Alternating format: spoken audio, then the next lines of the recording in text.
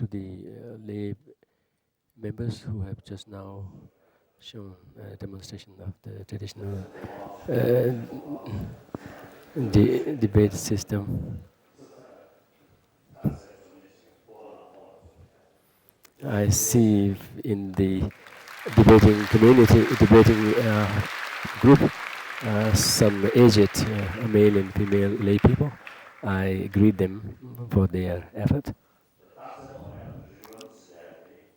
The debating system, which involves utilizing intellect and has great benefit in honing up our intellectual skill. And also the very expression where we speak of whether something entails something or not, the aspect of perversion, or that of entailment, that there are differences in the scope of entailment, the scope of perversion, as we train in the debating skill. Skill will kind of eventually get acquainted with this line of reasoning, and thereby it really helps in honing up the intellectual skill. And thus it is very helpful in every walk of life. So this is not something to be confined only to the monastic community. Those from among them only to those who engage in the study of the great commentarial works. This impression that we have been having is wrong, and this is a sign of our lagging behind in our understanding. So we have to understand that any kind of educational endeavor that we undertake, it needs to be, it is very helpful, beneficial to be carried out through the debating skill. And that really makes a big difference in understanding things much quicker way, and also in a much more comprehensive and much more clear way.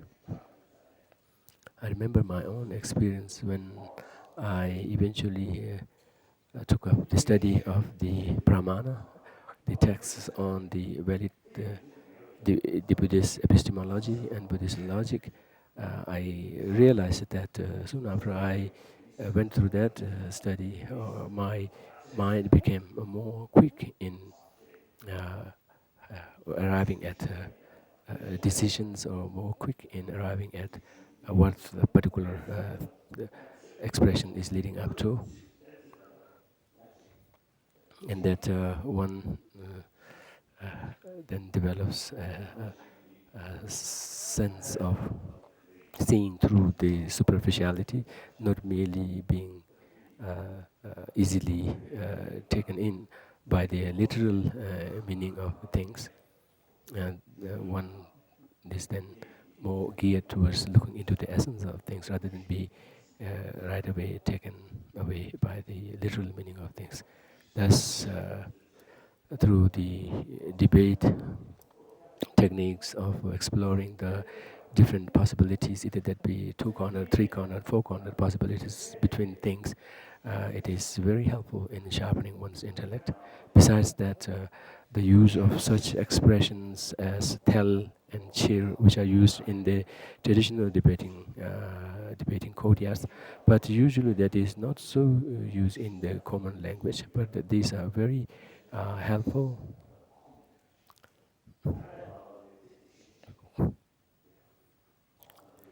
But these expressions that we find in traditional Tibetan expressions, though for some time limited in this debating courtyard, is very unique, and we do not find an exact equivalent in other languages such as English, Chinese, etc.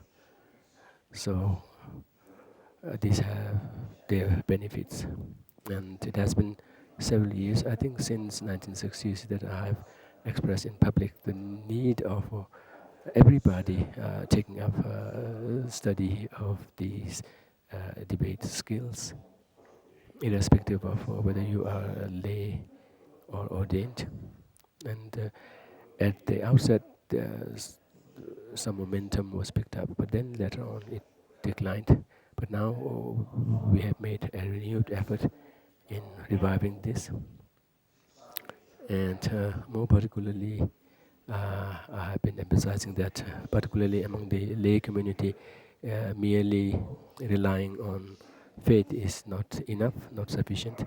That one needs to cultivate a proper understanding of the Dharma, for which one needs to undertake study, and that for that, undertaking that through a debating technique is much more efficient.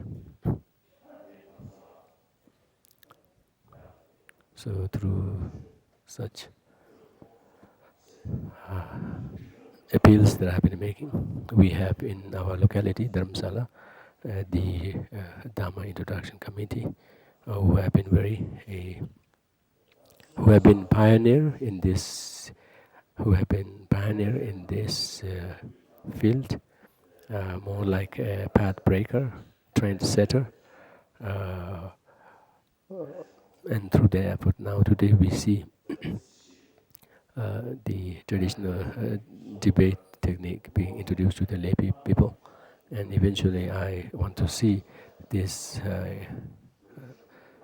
increase, more enhanced, and thereby be able to see the entire community acquainted with these skills, and thereby be able to utilize this and put this into practice in their daily life, and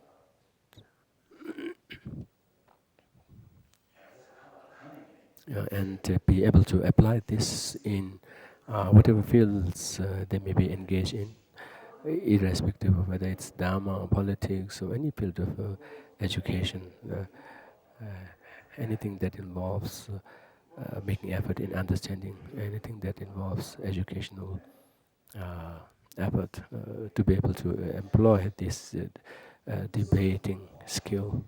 Uh, and thereby, through that, in whatever field of study they may be engaged in, be able to gain much more stronger conviction derived through reasoning.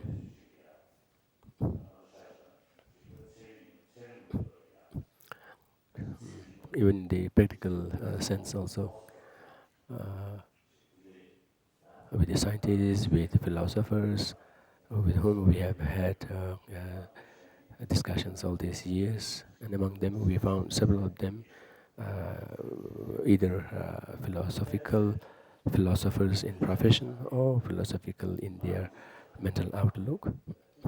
So in our interaction with them, take for instance myself, I have never been exposed to Dharma education in a formal way, but then through my training in the Buddhist studies, they too particularly carried out through the debating system. Uh, I have seen that in the course of the discussion, I was never satisfied. I was never satisfied with a vague answer, a vague response from the group. But I would always look for whether or not that is comprehensive and exhaustive or pervasive, and I would think in terms of the entailments.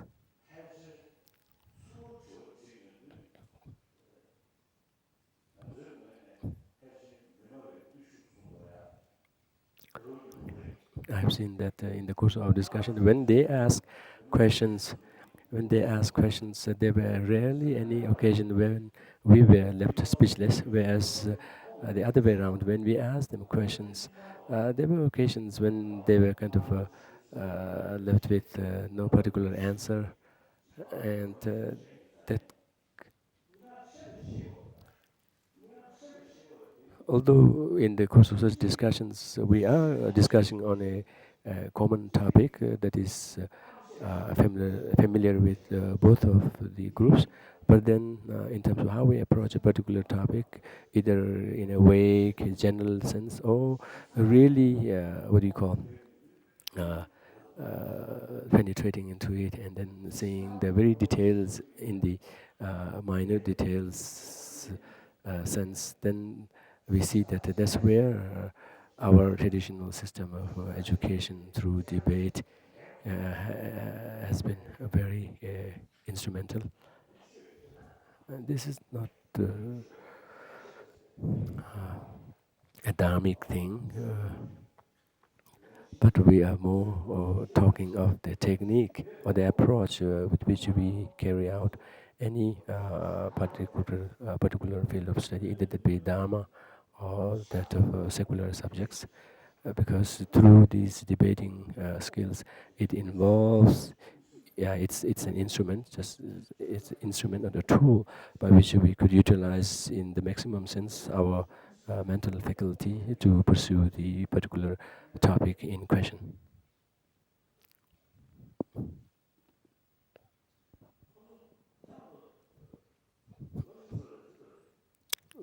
Pointing at the debaters is always asked whether they have been in training for a year or not.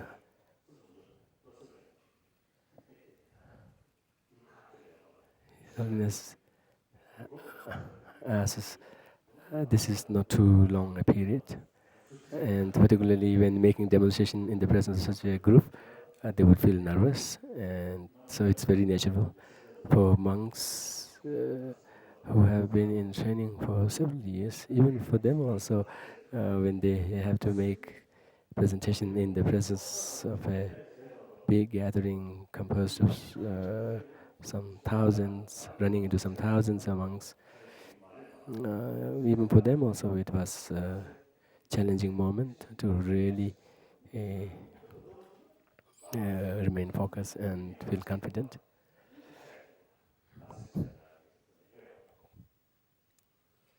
And particularly in such gatherings when you have to engage in a long debate where you persistently pursue a particular topic, then there are even dangers that you would eventually run out of reasoning, run out of anything to say anymore. So sometimes anticipating that, it is even more creating nervous.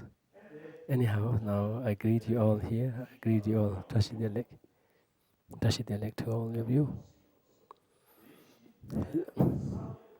Let me see from among the audience here, those who are new to this project, new to this venture, those who have not been to the past two occasions. There are quite a lot.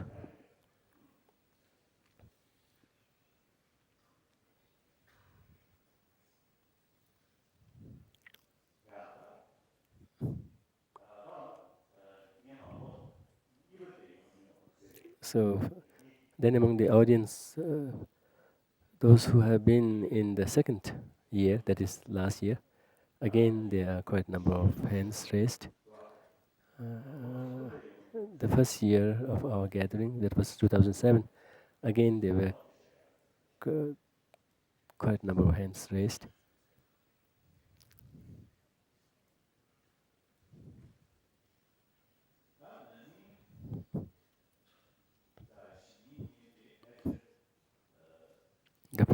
The first year in 2007 and 2008. I don't remember exactly what we covered in those two previous occasions, but on the whole, we focus mainly on giving general introduction to Buddhism.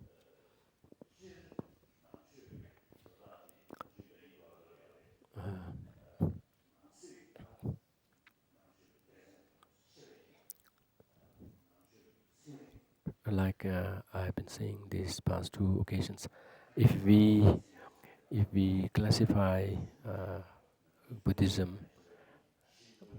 then I've been making this classification into three, with beginning with what I have been calling it Buddhist science, but in the more traditional way, it is exploring the basic given data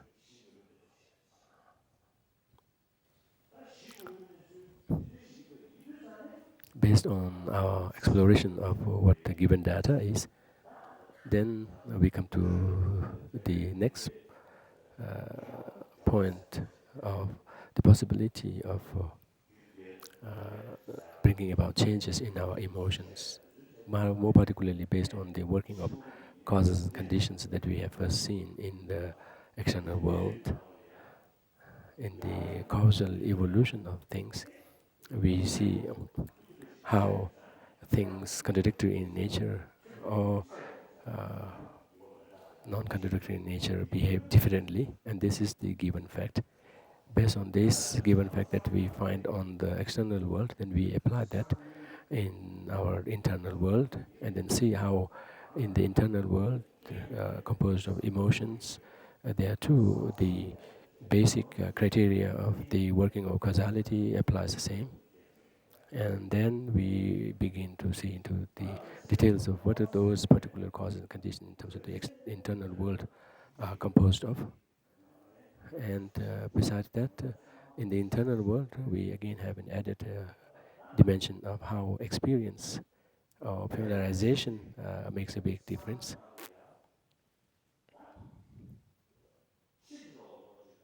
And then again, while looking into the internal world, we also see a broad distinction between certain type of mental thoughts or mental events which are congruent with the reality, which are in concordance with the reality in terms of their mode of apprehension, whereas on the other hand there is a whole another category of mental events which though have a mode of apprehension, but this is not in concordance with the reality in that they are perverted in what they hold on to.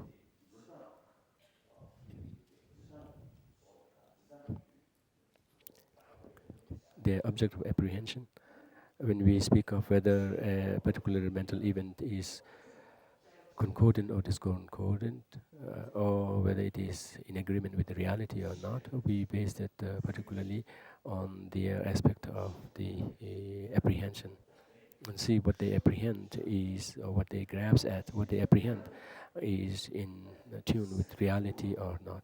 Based on that exploration, then we see how we can work with these two groups of mental events in accordance with their nature, and thereby effect a transformation for the good in our mental experience, in our mentality.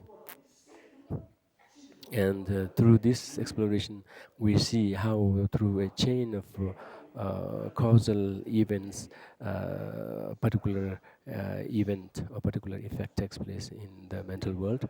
And in this respect, when the causal effect is led by a distorted mind or distorted conception, then the possibility is for that chain of mental events reaction eventually leading to an unwanted state of being, into unhappiness. And this and whereas in the case of the other chain of reaction, it is the other way around. And thereby, from this, we then come to terms with the fact that yes, sufferings, no matter how abundant they may be, if we make effort, that there is a possibility of averting them, because the whole chain of reaction that eventually lead up to suffering is led by a distorted, perverted conception. And thus, since it is misconception, since it is a distorted conception, therefore it lacks the support of reason, it lacks the support of a valid cognition, and thereby it leaves the room for the possibility of being eventually averted and exposed, and through that the whole ensuing chain of reaction be undermined, and thereby minimizing the possibility of suffering. Whereas the on the other hand, in terms of the mental chain of reactions, led by valid cognition, a mental event which is in agreement with the reality in terms of its mode of apprehension, then the ensuing mental events are also as well established, and thereby eventually lead to a proper perspective, proper outlook, leading to a state of being that is in tune with the reality. This time we are going to base our presentation based on teaching on a particular text.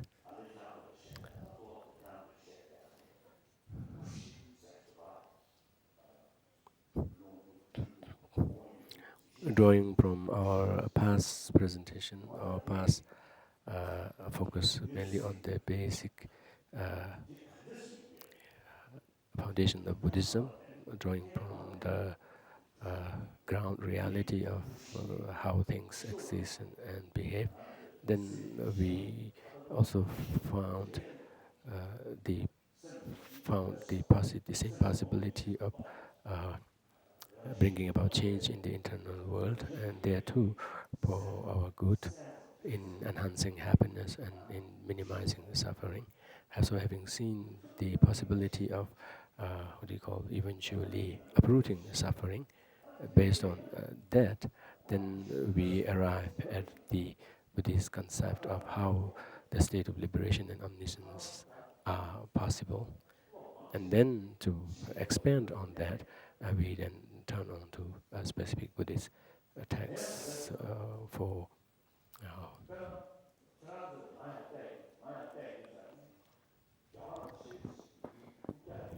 like here, this moment when you look up to me, you see me sitting in this cushion. At the first instance, it would seem like seem like there is a person there.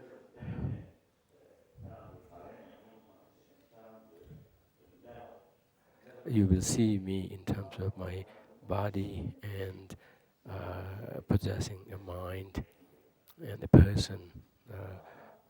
What do you call a person?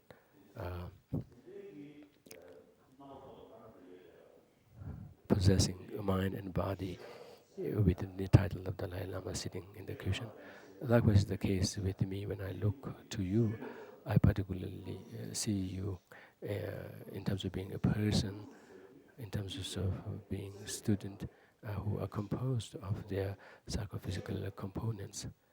But then when we explore further and to see who these students are, then neither their physical aggregates nor their mental components, but that still doesn't undermine the fact that they are students or they are beings. So in fact, in reality, things are nominally existent in terms of being conceptually labeled on their basis of designation.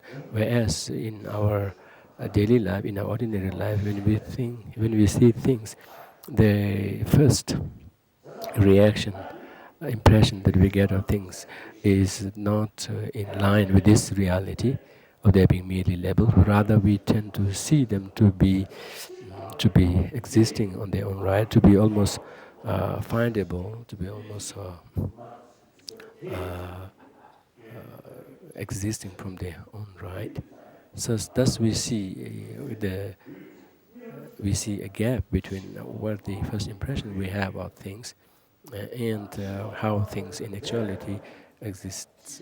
And this very clearly shows that this very first reaction, first impression that we have of things, which unless we explore further and expose, can carry us away and thus be led astray in terms of how we take the reality, how we take things to be, and then based on that, this could then give rise to all these afflicted emotions, which eventually lead to suffering, etc. Now, given that we see this gap between the appearance of things at the first instant and the state of actuality, the state of actuality of things, uh,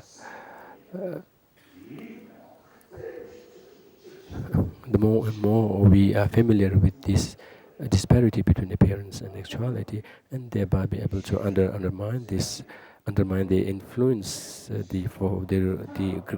grip of this afflicted, this distorted emotion within us, then this would then eventually lead to the undermining of the ensuing afflicted emotions, and eventually the possibility of the sufferings.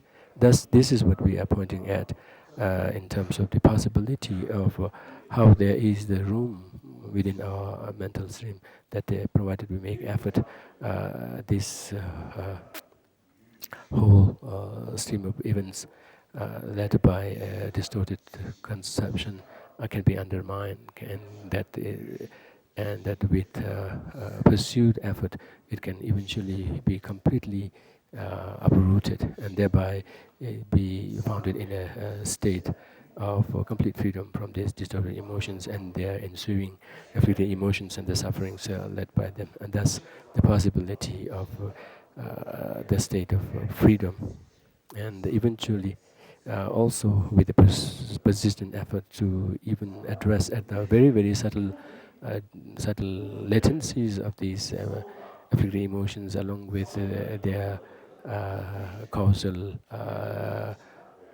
misconception, then we can eventually move towards a state of full freedom, even from the very subtle stains of this misconception, and thus by founded in a state of full freedom from even the not just the gross misconception, but even the very subtle latencies, subtlest traces of it, and thus be founded in a state of full enlightened Buddhahood. So, so in terms of how to actually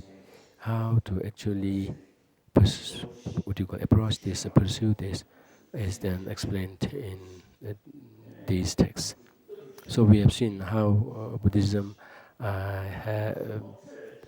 categorized it into three, beginning with the Buddhist science and Buddhist concept, and then third one is Buddhist practice. So based on what we have found on the in the ground reality, and based on that, the Buddhist concepts that we have built, and then based on this, then we then come on to how to put this into practice and thereby benefit from this, and that is called practice. And these are what are enshrined in the text like this. Although this text is a small one, but it is loaded with these teachings on how to put this into practice and thereby actualize the benefit in terms of full freedom from suffering and even from the subtlest stains of such misconception. Now at the outset I want to speak speak on some general things. The term Dharma, the term Dharma means to transform, to tame, or to make correction. Although the term Dharma in Sanskrit has different connotations, in a very broad sense it covers everything in existence, which means anything that is capable of holding its own identity. So in that terms, the term Dharma or Chö in Tibetan can mean everything that is in existence, irrespective of whether that's a bad thing or a good thing, whatever. But then there is another connotation for the term Dharma or Chö. There we make a difference between what is Dharma and what is Adharma. In that respect, Dharma specifically means to uphold someone or to keep someone from suffering. And suffering comes from mental mind or mental events being untamed. And thus Dharma has, in this context, a specific meaning of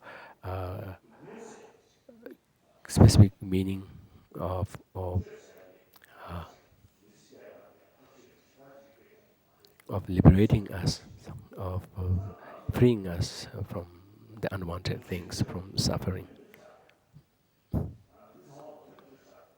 So it is in this context that we speak of pursuing Dharma and undertaking Dharma practices. Now, in this respect, Dharma has to be understood uh, in in the context of what is suffering and what does it involve. How every sentient being, uh, irrespective of their situation, including the tiny insects, we are all commonly. We are all common. We all share this basic instinct of not wanting suffering. And so Dharma has to be seen in the light of how it is juxtaposed against suffering, in that it is suffering that is to be relieved, and Dharma is a means to that end.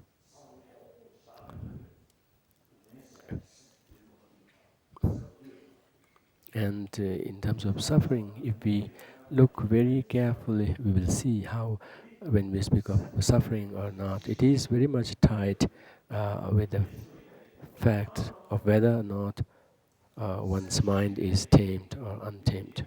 To the degree one's mind is tamed or untamed, the amount of suffering befalls that particular person. In our daily life also, we'll see, irrespective of our worldly situation, irrespective of our worldly uh, status or position, so long as one's mind is not tamed, uh, the, that will determine whether or not that person enjoys a certain level of joy and happiness. So it is not that much dependent on the material facilities that a person is surrounded with, but rather the level of how much, the level of the mind being tamed.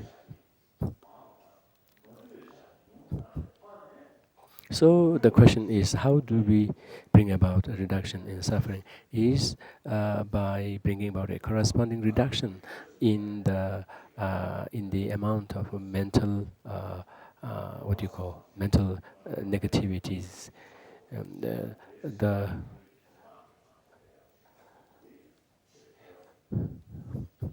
Usually we identify Dharma with with the outward Dharma activities.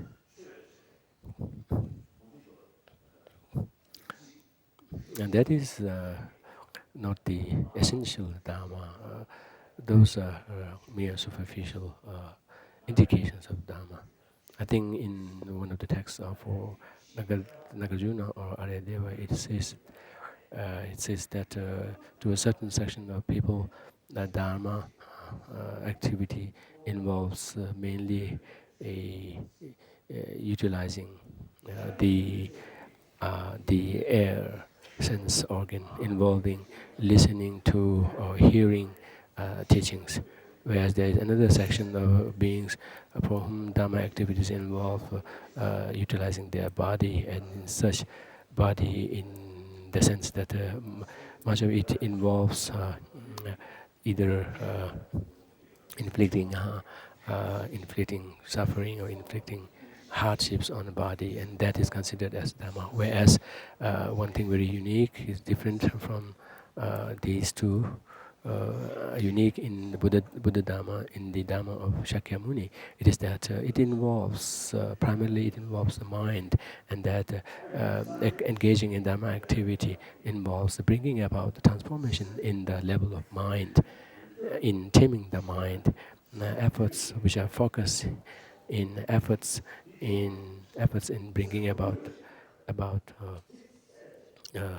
taming the mind. And here too, not merely engaging in cultivating positive uh, positive elements in the mind, but at the same time making as much effort in focusing on the negative aspects of mind, and thereby forcefully engaging in exposing them and in getting rid of them. So that's something we get to see very much being the case in the Buddha Dharma.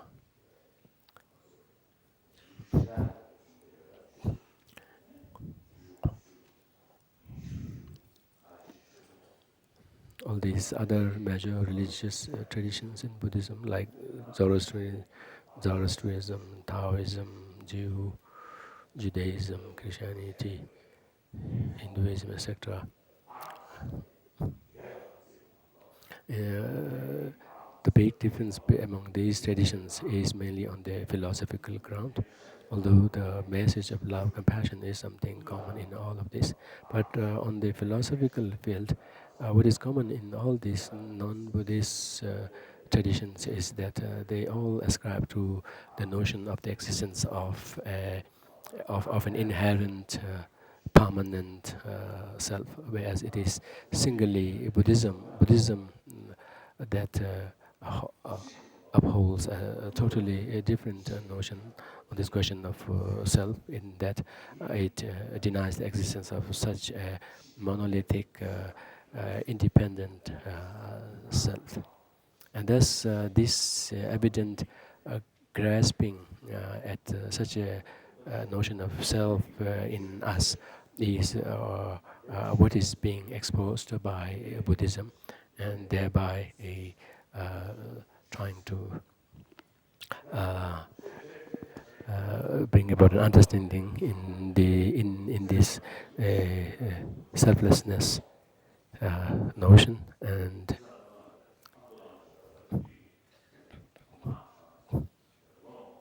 so the main thrust lies in understanding the understanding the reality, and thereby based on practice on that.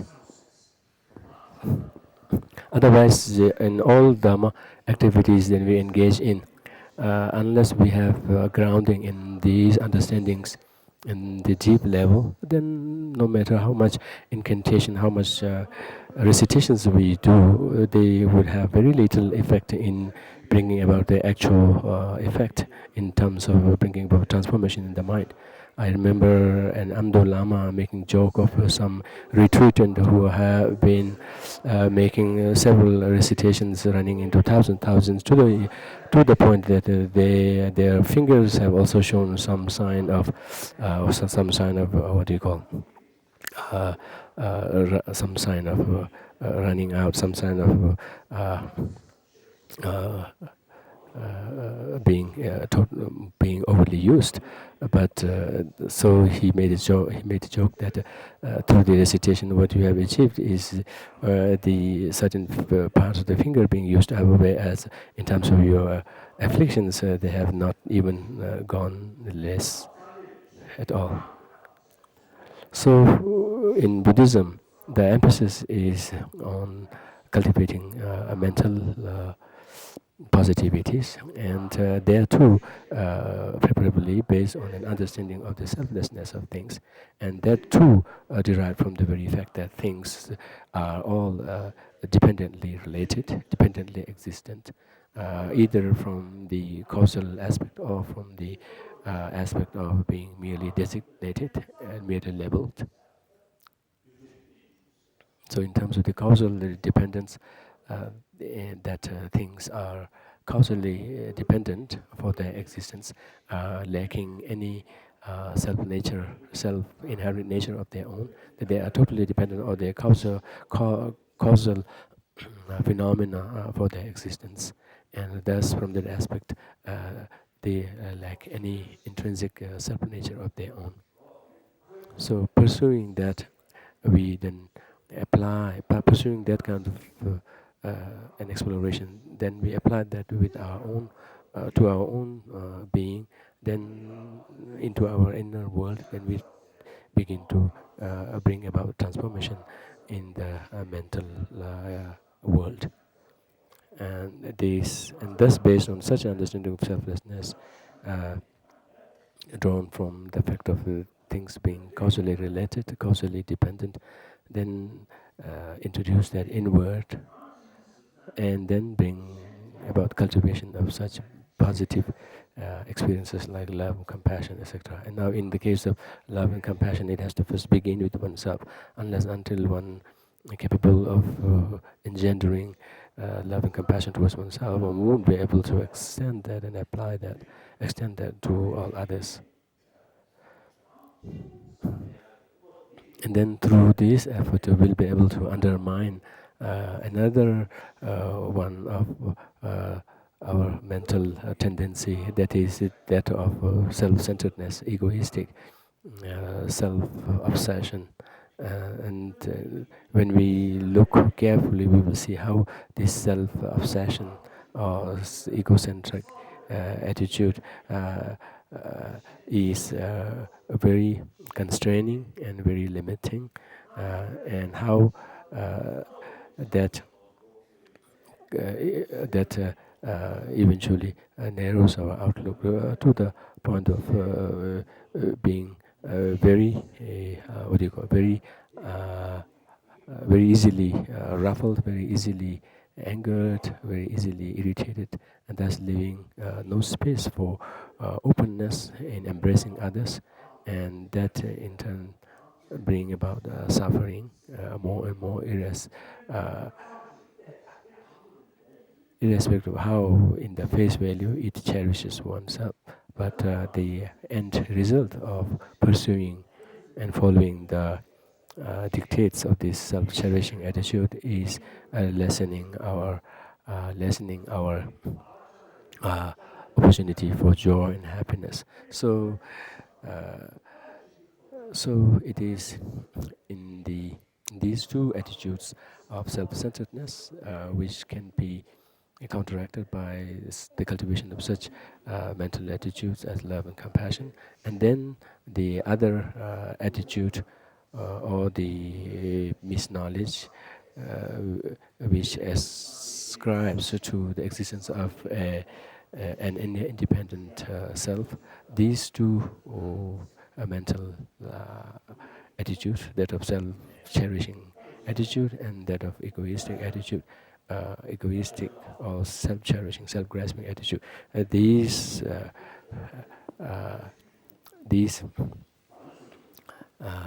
play havoc in our inner world, and the entire Dharma practices are aimed at undermining these and exposing these two. Now we turn to the text. That is the 37 practices of Bodhisattva. The author is Gyaltse Togme. The Tibetan term Gyaltse means son of Gyalpo or king. But here it doesn't mean son of a king or a prince in that sense.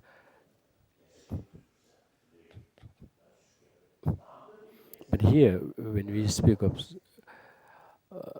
someone being son of Gyal, here it is not referring to a royal lineage, but here we are referring to the Gyal or the Gyalpo or the victor aspect of it. Refers to Buddha who has come out victorious from the four devilish conditions, from the four maras, and also who is equipped with the six excellences.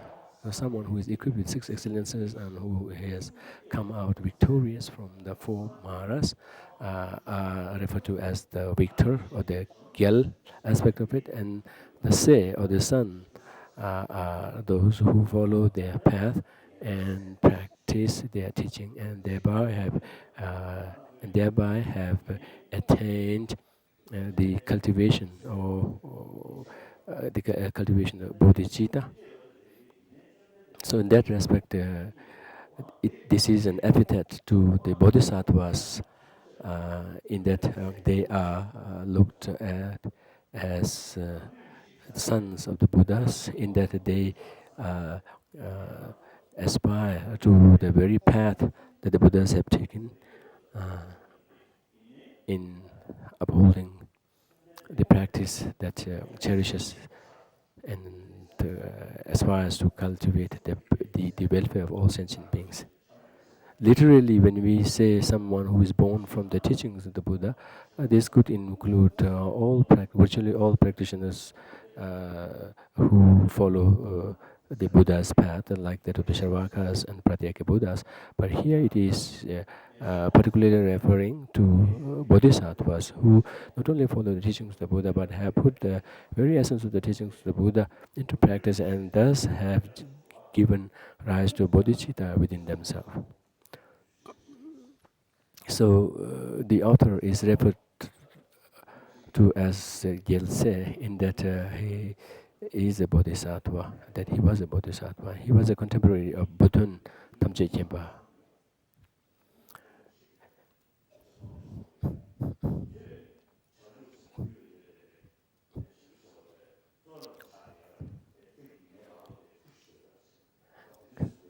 There was an occasion when Buddha Rinpoche and the author Tongme Sangpo were together at a place, and at that time Buddha Rinpoche happened to have some pain in his arms, and he would then turn to Tongme Sangpo and say, "You are a bodhisattva, so please blow on my arm for healing." So likewise, his being bodhisattva was very popular. He was very popularly known as bodhisattva, recognized as bodhisattva, not just in his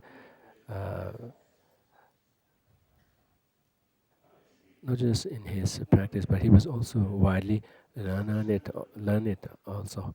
I have come across certain other works by him, which is very indicative of the depth of his scholarship. At the same time, he was an ardent practitioner to the point of having actually generated bodhicitta and have become so widely accepted in the public. And he was the author, and he himself put into practice the techniques of cultivating bodhicitta and had eventually accomplished that. And thus, he was giving admonition to his students in terms of how to put the practices, how to put the put into practice the teachings in the on the daily basis. And this is what the text is about, sharing his own experience of how to put teachings into practice on a daily basis to bring about the cultivation of bodhicitta.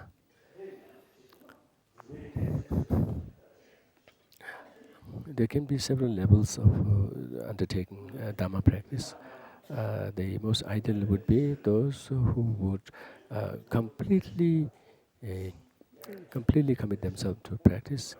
The term we use is Tsetang Trupanyamba, where they would equate their whole entire life with practice and thus confine themselves in a solitude and thereby leave all worldly activities and commit themselves to complete practice.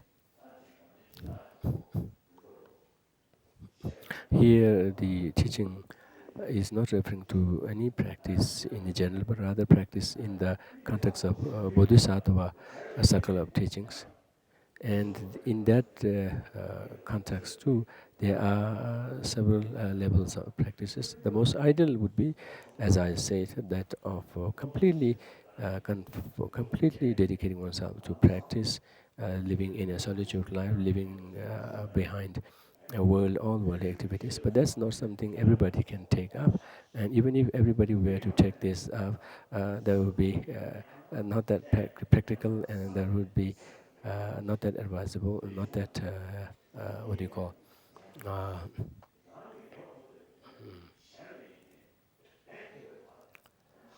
achievable.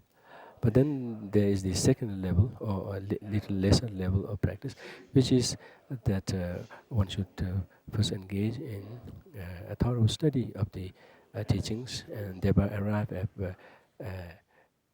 a good scholarship of the teachings. And then, while living a social life uh, in the middle of the society, not losing sight of one's practice and undertaking practice on a daily basis, thereby combining the scholarship and practice together, so thereby uh, uh, be able to undertake one's practice at the same time serve the society. That's the second level of practice, and that's something most of us can provided we make effort, can achieve and can do. In this respect, I can cite the example of the first Dalai Lama, who was at one point left behind all worldly activities and dedicated himself to complete one-pointed practice. And in that course of practice, he was even very successful in having a vision of Goddess Tara, and also in terms of inner cultivation. Also, he was very successful. But then at one point, he had a second thought and thought that pursuing practice in that sense would be focusing mainly on his own personal achievement, personal development, whereas he could be of more service to the society. And with that kind of a thought, he then sacrificed his own personal spiritual achievement and came down to the society and led uh, several socially beneficial activities, such as building monasteries, founding Tashilimbu Monastery, and engaging in what do you call engaging in daily teachings, daily instruction.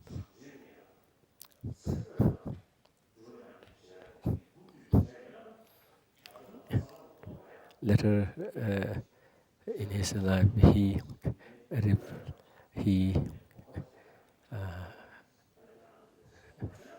very clearly mentioned this to his disciples, saying that if I had continued with my personal practice at Tangchen place, by this time I would have achieved a high realization. But then I knowingly sacrificed that for your benefit by pointing at the disciples, and thus you should remember this. I have made such a sacrifice for your benefit, and you should not waste away the time, rather make the best use of the opportunity in undertaking studies that he has inspired and he personally was involved in.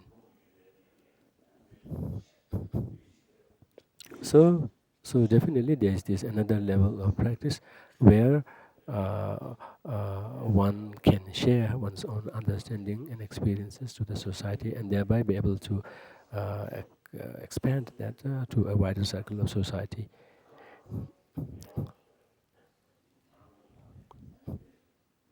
So likewise, this is very possible for us, that while rooted in our own study and understanding, carry on one's own practice, yet at the same time make oneself available to the society and share the understanding and experiences to the society, and thereby be able to expand that to a wider circle of society. And uh, through this we can be of great benefit to society. One way of undertaking that is by getting ordained, and thereby limiting on several of the worldly activities oneself, yet at the same time making oneself available in dedicating and focusing on other oriented practices, other oriented activities.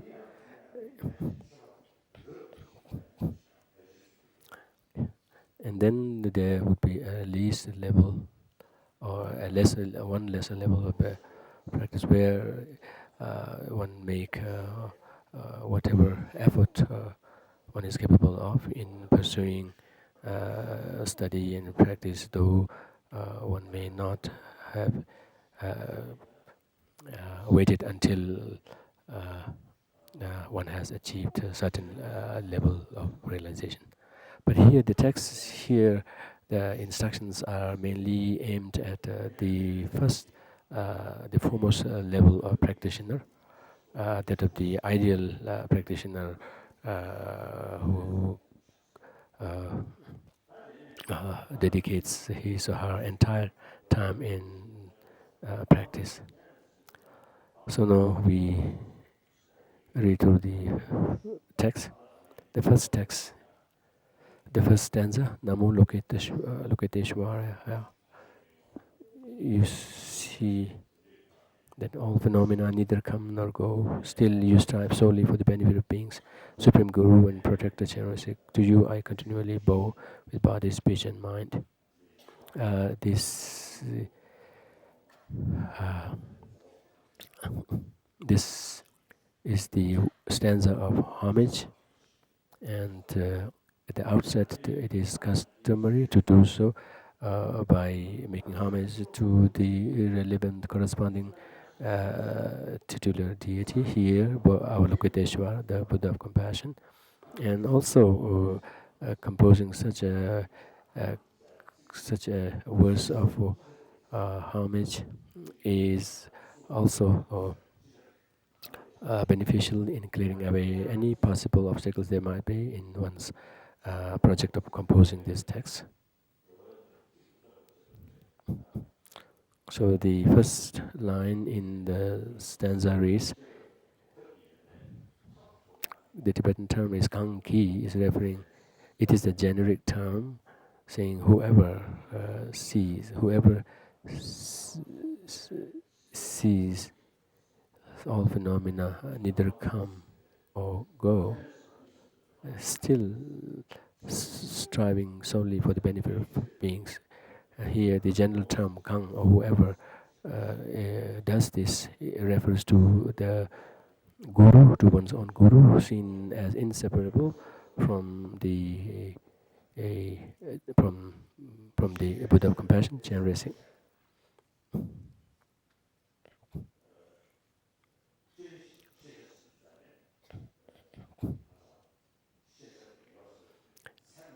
The reference to your striving solely for the benefit of beings is singling out a particular field of activity of a particular person, here one's guru, in that there can be several fields of activity that one can engage in, but the one particular field of activity that the author is singling out in respect to his master is the field of striving for the benefit of others.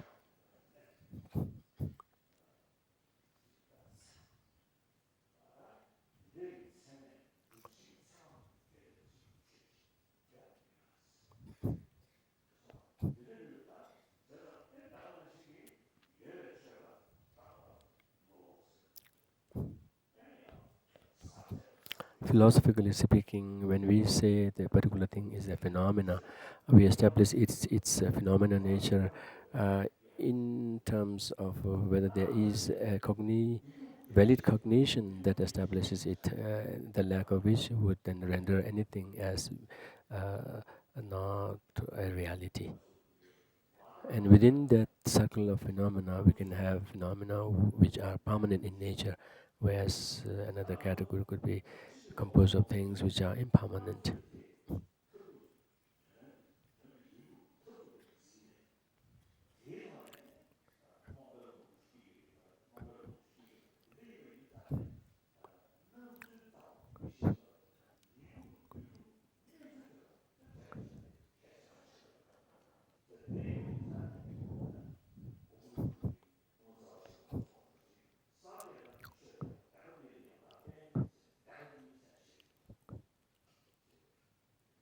Likewise, phenomena can be categorized into the two truths, that of the conventional truth and that of the ultimate truth. And this is referring to the fact that among the things that appear to us, there can be those which are not their ultimate nature and merely a conventional aspect of a thing, whereas there can be another aspect of a particular thing which would be their ultimate reality.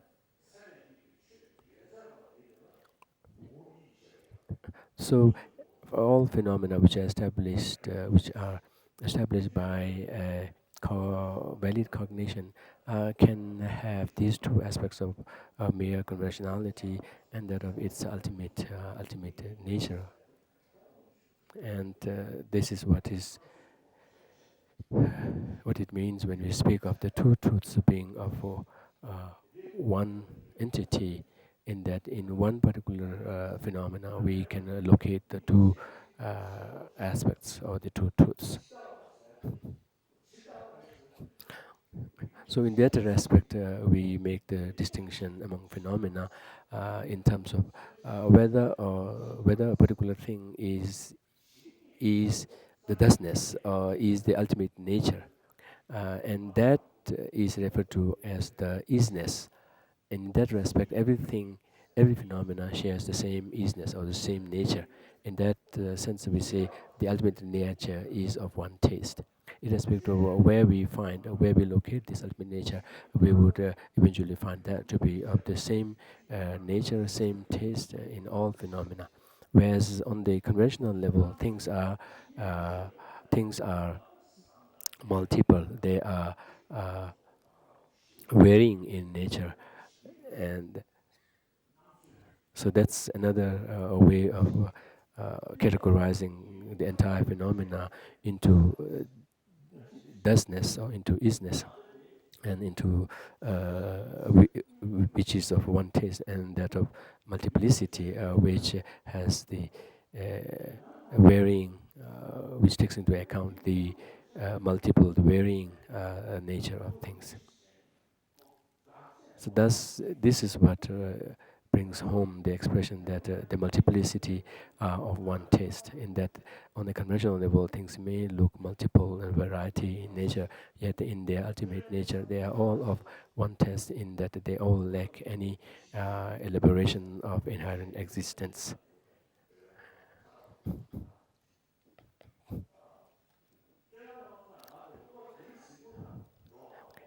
And that a consciousness or any a knowledge that pursues that ultimate nature of things, in the face of such a knowledge, in the face of such a cognitive event, all the multiplicity, all the multiplicity is absent, whereas one focuses merely on the space like one taste and nature of things. Similarly, this so the reference to all phenomena neither coming or nor going, or seeing all phenomena neither coming or nor seeing, is on that level of seeing the ultimate nature of thing by an exalted wisdom, in the face of which all things are of one taste, with all the multiplicity and variety nature of it being completely absent. And since that is the ultimate nature of thing, and that ultimately everything boils down to being merely lacking any intrinsic identity, intrinsic nature of its own, that's what is alluding to the expression that everything lacks inherent existence.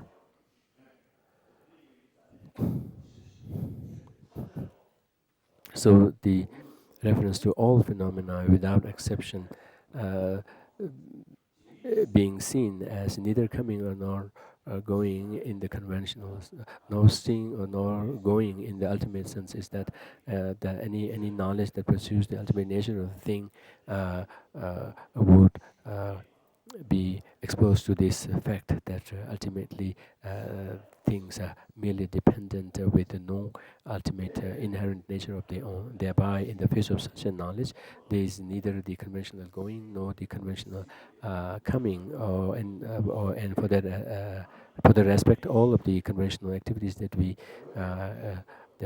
ascribe to a particular phenomena, they are all just simply not present in the face of such a knowledge which sees which sees the ultimate nature of things.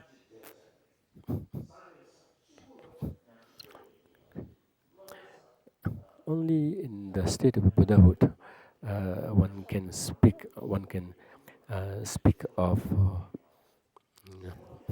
the combination. One can speak of the mixture or the combination of uh, speak of the uh, meditative equipoise and that of the post-meditative equipoise experience. And it's found only at the state of Buddhahood. So this is what is referring to here when he says, "You see all phenomena neither come nor go. Yet at the same time, you strive solely for the benefit of beings." And so this is referring to the very unique quality, very unique ability of the Buddhas in that they are able to mixing or combining the two experiences together, whereas in all the lesser states of being, even including the higher levels of bodhisattvahood, they all lack this ability of bringing the two experiences at the same plank.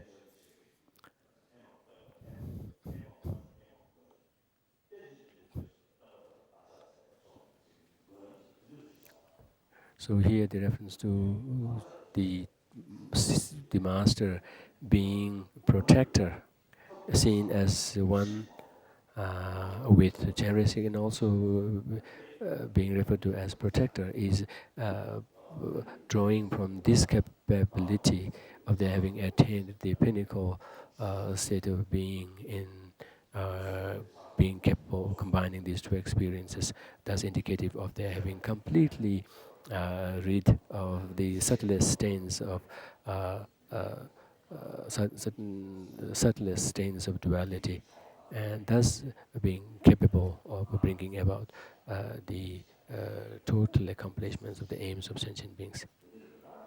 And to such an object of veneration, one is making continual homage with body, speech, and mind. So when we make homage with body, which means making bodily gestures such as bowing down or folding hands, with that we make respect to the physical gestures, and that of speech by uttering their praises, uttering their excellences, and that of and with mind by developing faith and a strong sense of devotion towards them. And then the second stanza. The perfect Buddhas, the sources of benefit and happiness, arise from accomplishing the genuine Dharma, which in turn depends on knowing how to practice. So here I will explain the Bodhisattva practices.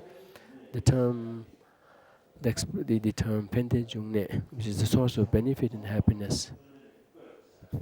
This is not to indicate that the joy and happiness that we enjoy are all in the hands of the Buddha, but rather in that Buddhas are equipped with the means, with the knowledge, with the means that themselves having practiced the techniques and approaches of accomplishing total benefit and total happiness, total joy and total happiness. Thus, they are capable of showing that path, and thus being seen as a source of the much aspired for benefit and happiness, joy, happiness that we aspire for. They can be achieved by following the path that the Buddhas show, because they are themselves totally founded in those states, and that they arrived at through their own training, thus referring to them as sources of benefit and happiness in that respect. And this involves the teachings that surround the teachings on the citta cinye in the suchness aspect of things and the multiplicity aspect of things. And it is from this aspect that the Buddhas are referred to as being the sources of benefit and happiness. And this is very indicative from the second line where it says, they arise from accomplishing the genuine Dharma. That they arrive, that they have become the source of benefit and happiness that we look up to from their own practice, from their own training for a long time. Although in certain texts you find references to Buddhas as being primordial, as being self-arisen, etc. But these have a different connotation. These are from a different context.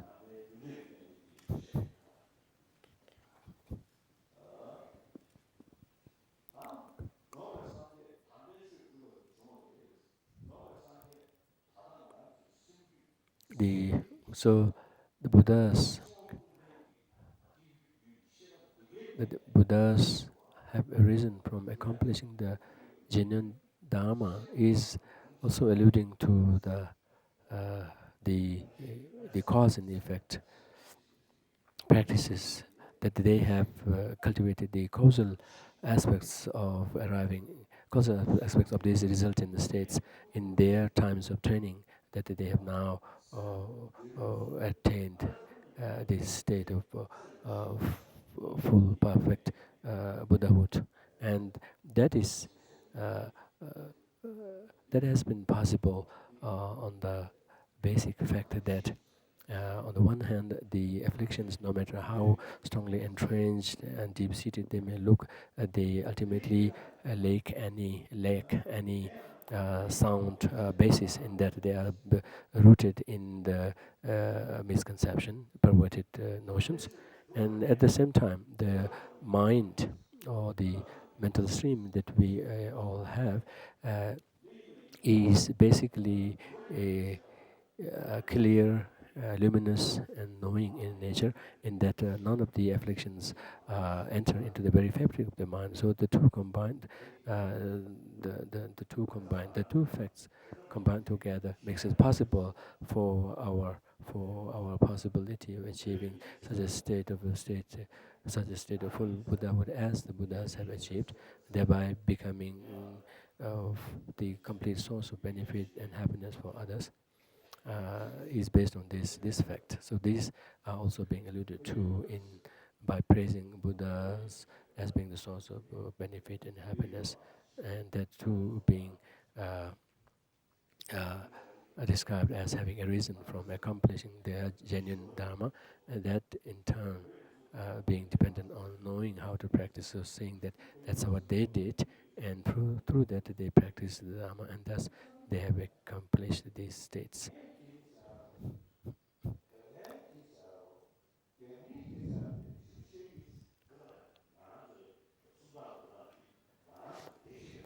Extended their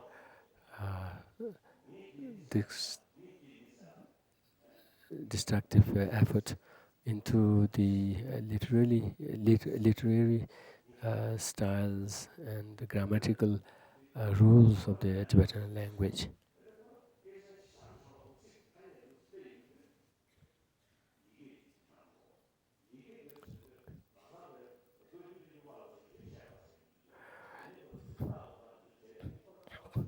But although on the face value, this may seem very insignificant. But then, when this is persistently pursued further, this can have a very devastating effect. Eventually, on the literary written style, and thereby render the the uh, the the volumes of texts from traditions being altered.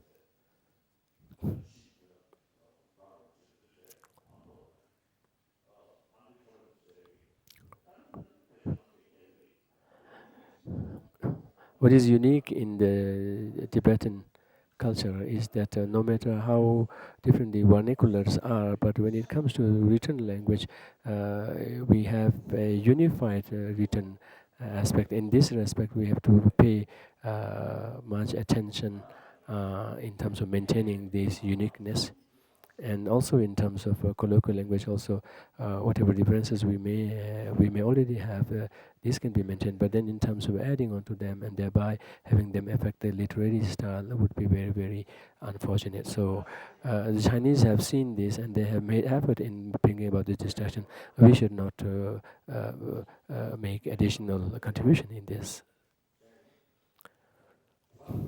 And this is very evident in the writings of Tsongkhapa and other very highly recognized scholars, irrespective of their very different vernacular, very limited, narrow vernacular languages. When it came to writing, they were very particular in following the strict grammatical rules, and thereby able to strike the commonality, any commonality which is then accessible to all beings, all Tibetans across the three provinces.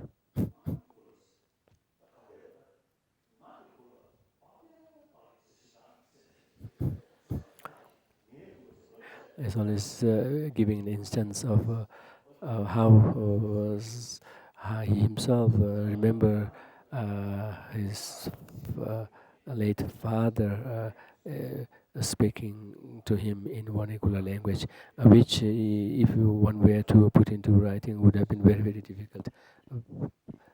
So one should not mix the vernacular terms and expressions with that of the literary written styles. Rather, we should maintain this unique commonality, unified unity we have in written language.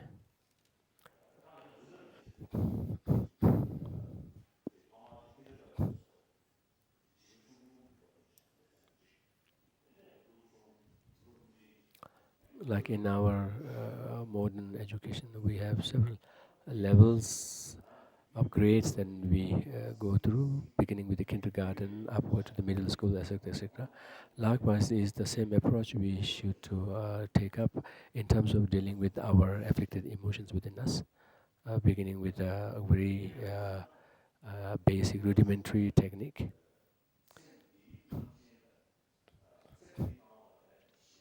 And how this is being done is that is by first training in the level by this level of training in uh, yeah, training in undermining attachment to this worldly life.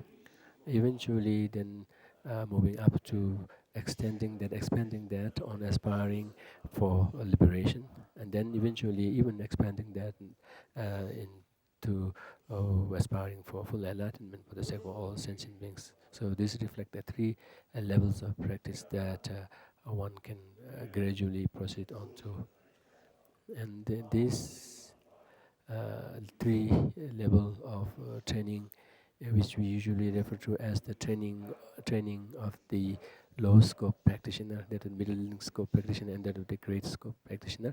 Within the low scope practitioner, we speak of two. One, the low scope practitioner at the ordinary level, and the other one, the low scope practitioner of a higher level. And these all refer to the expanse of one's outlook, and this we find that its sources in the words of Buddha, Kanjur collection, and also in Tenjur collection. But it was more particularly the Indian master George Pandey Atisha who kind of systematized it, organized it in a much more clear cut way, very evident in his Bodhipada Pradipa, lamp unto the path to Buddhahood.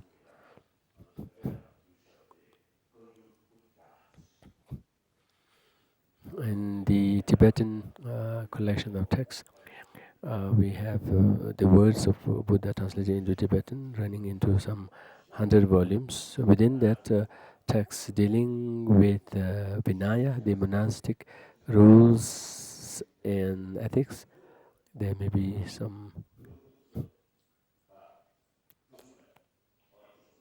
some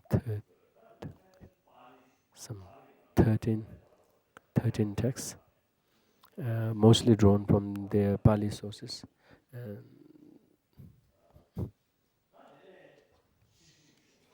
Then texts dealing with the perfection of wisdom, gone beyond wisdom. There may be some 20, some 20s. And then there are a collection of texts dealing with Abhidharma, higher knowledge. Then dealing with discourses, general discourses that Buddha gave called Sutra. And then another section of texts on Tantras called Jyuti, the Tantra circles. And then apart from that collection, about 100 collection of Kanjur texts, we have another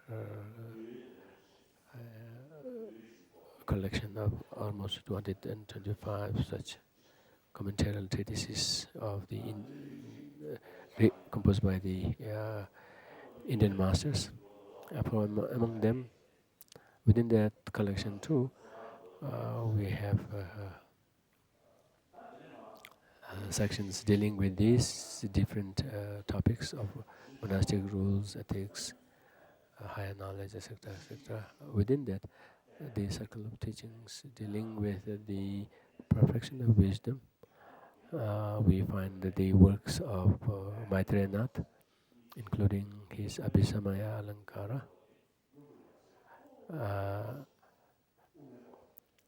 And in terms of the content of these perfection of wisdom sutras and also the commentaries on these perfection of wisdom sutras, it can be divided into two. One dealing with the stages of path, the conventional aspect, the practice, dealing with the method aspect. These are dealt with and explained, commented on in the works of Maitreya Nath, such as Abhisamaya Alankara, etc. Whereas the other aspect of the content of these perfection of wisdom, dealing with the perfection of wisdom, dealing with the exalted wisdom, dealing with the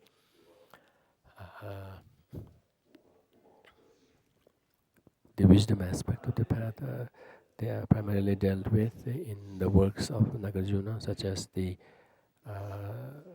treatise on the fundamental wisdom, etc.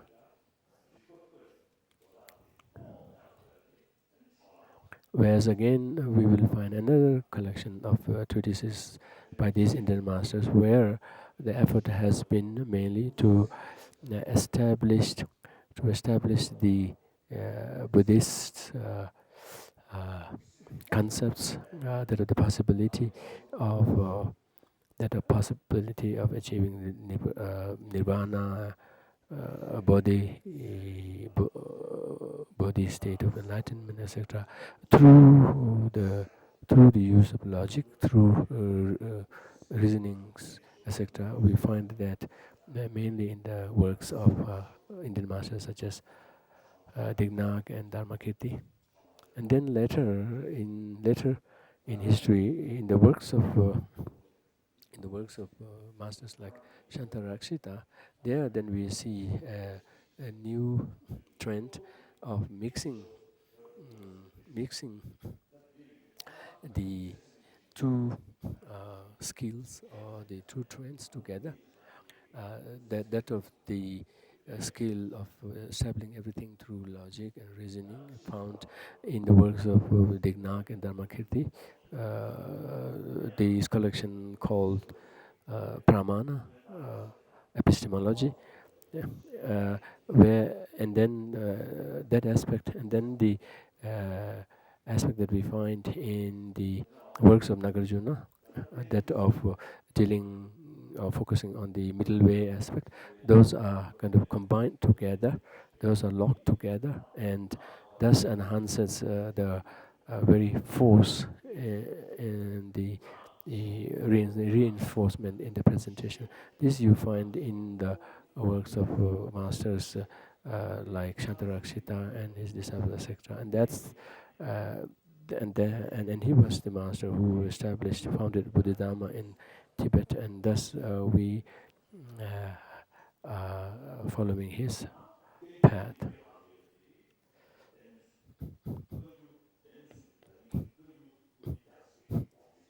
So the 225, around 225 volume of Tenjur translated works are commentaries on the 100 and so volume of Buddha's works, which consists of texts on, it deals with texts on all the sutra disciplines as well as tantra.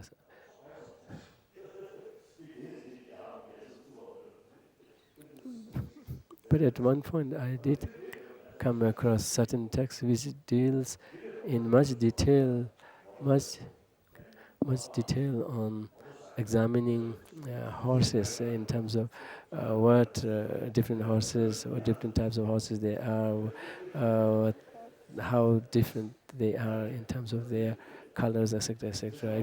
Going into that in much great detail. I didn't find that to be of much use, but accepting these, all of this, accepting these few such texts, all of the other texts are really loaded with great meaning, and which can be of great benefit in our daily life. So, unlike our traditional system of enshrining these collection of texts in the shrine room and merely paying homage to them, they need to be brought down and opened and understood, studied.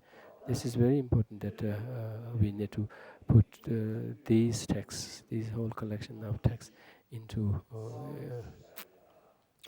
practical use.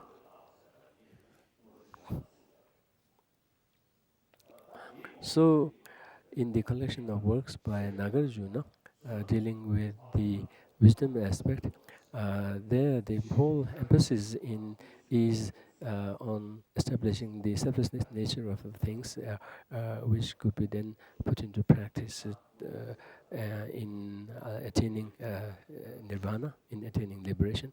And then there is the emphasis on the selflessness of phenomena, which can be practiced, understood, and thereby be employed in one's effort in achieving the state of full enlightenment.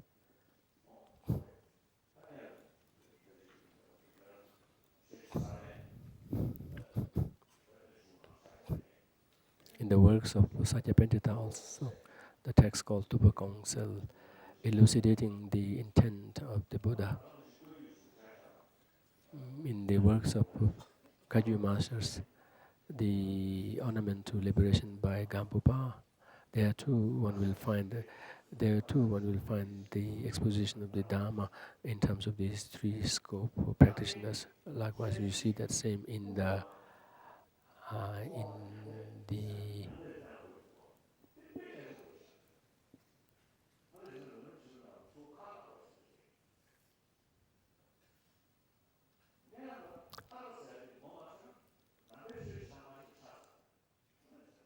in these two texts by Satyapantita and that of the ornamental liberation by Gambupa, there too I found them emphasizing in first identifying what Dharma, what liberation is, beginning with that, and then they follow up with other practices. This, I think, needs to be added into the Lamrim trend of teachings, that we need to bring that first.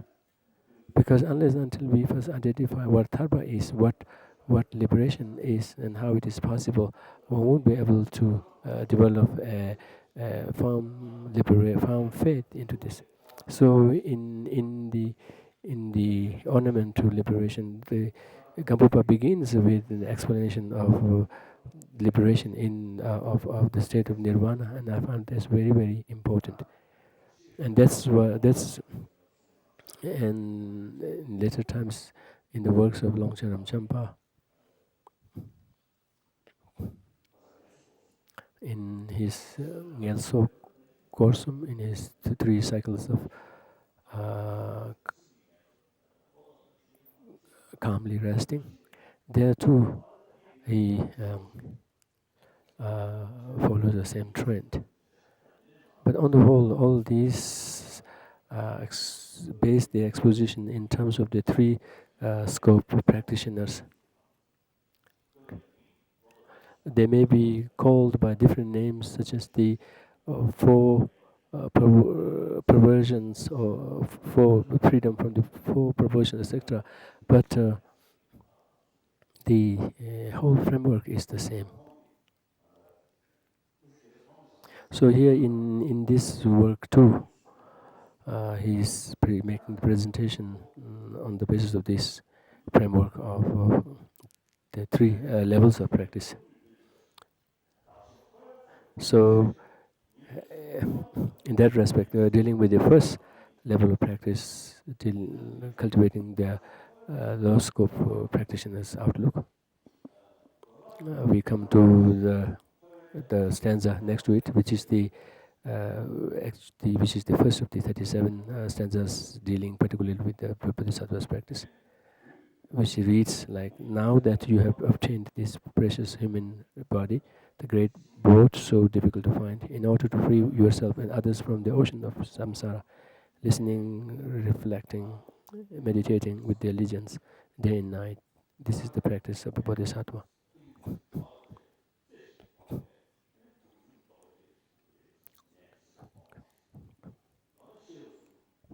So these three wisdoms of reflecting, wisdom induced from reflecting, wisdom induced from reflecting, and wisdom induced by meditating.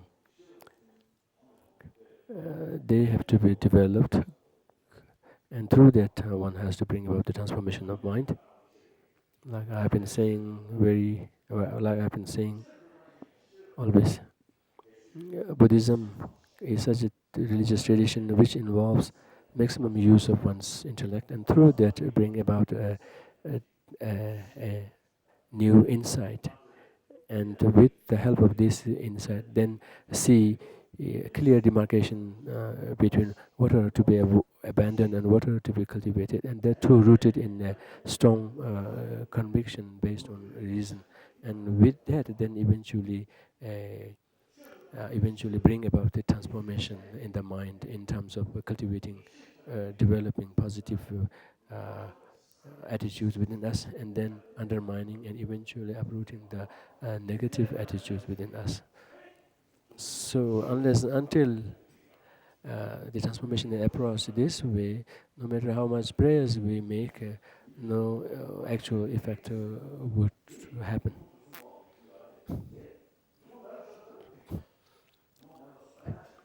Because mere prayer that may the three poisons be gone is not enough, because three poisons have to be understood in terms of how they happen in us, how they arise within us, and that has to be understood through a discriminating insight generated through these three methods of listening, reflecting, and meditating. So generating these three wisdoms induced through listening, reflecting, and meditating, the with the three wisdoms serving as causes to the next one, and eventually reinforcing them. So this is the way to bring about transformation. Mere, like we said that when we learn alphabet, we have a saying that first one has to learn whether, first one has to see whether one knows how to write it. Once one has mastered how to write it, then make effort to improve on the writing. Likewise, in training, in writing calligraphy, also we begin with big scripts, and then gradually moving on to the smaller, and eventually to the cursive one. So likewise is the case here in terms of bringing about this transformation in our mental attitude. One has to first know how to. One has to first know how to bring this about. In that respect, the first thing, the first leg is to listen to the teaching, and thereby be able to generate in wisdom in terms of wisdom induced through that, and thereby reflect on them, on their input, and then generate conviction in their truth, and thus the wisdom induced through reflection. And with that wisdom, then one can then eventually move on to actually internalizing what one has learned, and thereby generating a wisdom induced through meditation. With the three combined together, then only one can bring about the transformation. So discriminating insight is very important. Discriminating insight, discriminating wisdom is something that we find among the sentient beings only in the humans. To a certain level, animals also have some intellect, but they are all confined to very gross levels, but they cannot utilize that in seeing the subtle details of things, subtle details of the workings of things in terms of the causes and conditions, etc. And many of these insights involve the usage of language, which contain words, terms, etc. And that's that's something which involves the utilization of the mental faculty, and not merely confined to the sense organs. So the conceptual thoughts, depending on linguistic skills and linguistic elements, have to be uh, taken help. We have to take help from this, and that involves a more advanced level of faculty which we don't find in the animals.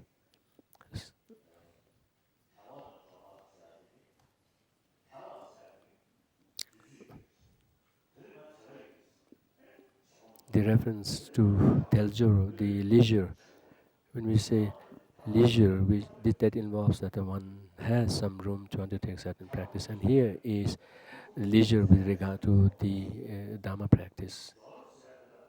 And the second aspect of Jowa is fortune or endowments, added facilities to undertake Dharma. And our human rebirth is likened to a boat which is equipped with these two aspects of leisure and endowment in terms of undertaking Dharma practice. That's what we need to first uh, identify. And this is not uh, something that one can expect to attain frequently, often, because they are difficult to obtain in terms of the causes involved in generating them, in terms of the very nature of such a human birth.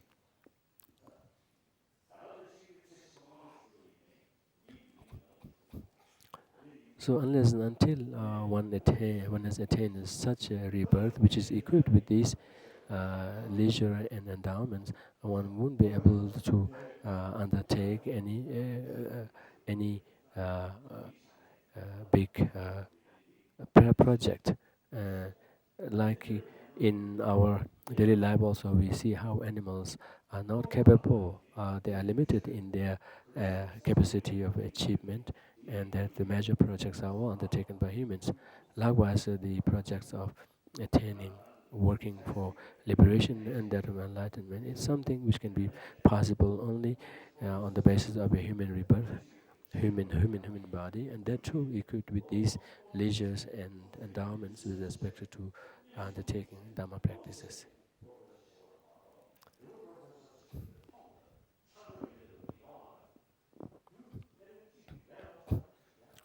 So when we say it is difficult to obtain such a human rebirth equipped with this fortune and leisure is difficult to obtain is very evident. See, even in our daily life, when we speak how so highly of some professors of their scholarship, etc., when we look very carefully, we see how that has involved several years of very intense study and intense research, etc. So likewise is the case with such a human rebirth equipped with these facilities that it is just natural that the elements of causes should also be as complex in achieving such a complex, very sophisticated human rebirth, more particularly if they are equipped with these features of leisure and endowment.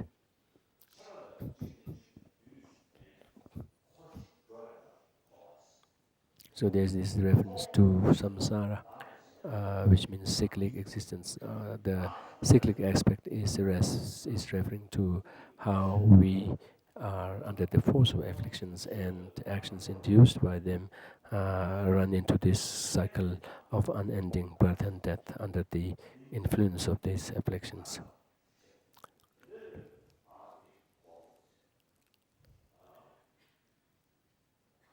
And this is the predicament, this is the situation that we all uh, are bound with. We can speak in terms of who is involved in this cyclic existence, what causes this, to what are we involved in the circle.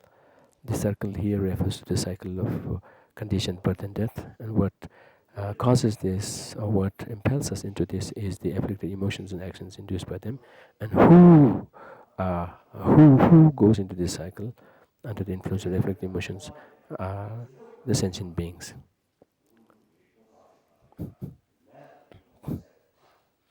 But Nagarjuna, in his fundamental wisdom treatise, says that what binds us to this cycle of conditioned birth and death is the afflicting emotions and the actions induced by them. It's only by severing, it's only by the exhaustion, through the exhaustion of the afflicting emotions and actions induced by them, that one can be liberated.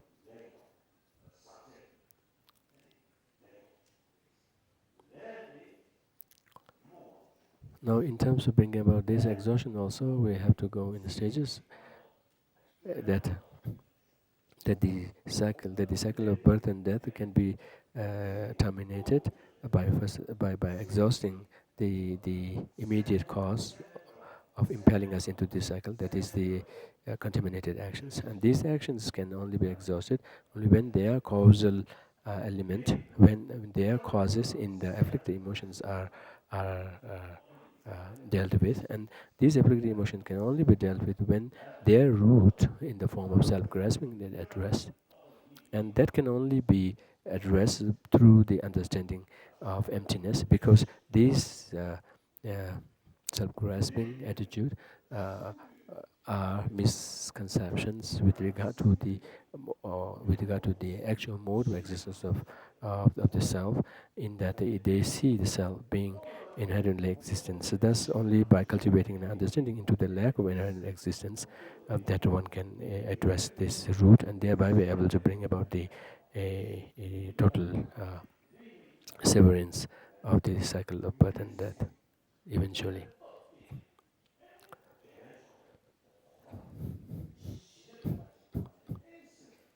But in terms of actually affecting this, also takes time. And thus, this is the reference to the fact that such efforts in cultivating the wisdom induced through listening, reflecting, and meditating has to be pursued with diligence, that too day and night, without break. And thus, through such a persistent effort, one can then build on the strength, thereby be able to combat or counteract this strongly deep-rooted uh, stronghold of the misconception and their ensuing afflictions in our mental stream. So this pursuing the Dharma in this aspect is the practice of the Bodhisattva. So this is the first practice. Then we move on to the second practice, stanza 2 of the 37th.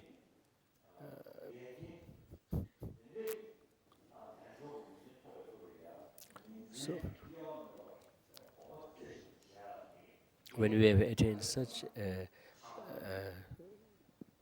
fortunate human rebirth, to be able to cultivate, to be able to pursue the listening, reflecting, and meditation with the diligence day and night. What is the main obstacle what is the main obstacle that comes in our way? Definitely, it is the afflictions such as attachment, ignorance, hatred, etc., that come in our way of pursuing these insights, pursuing these wisdoms. But then, together with these inner obstacles, external objects can also, at a lower level of a practice, the external objects can also serve as obstacles, because the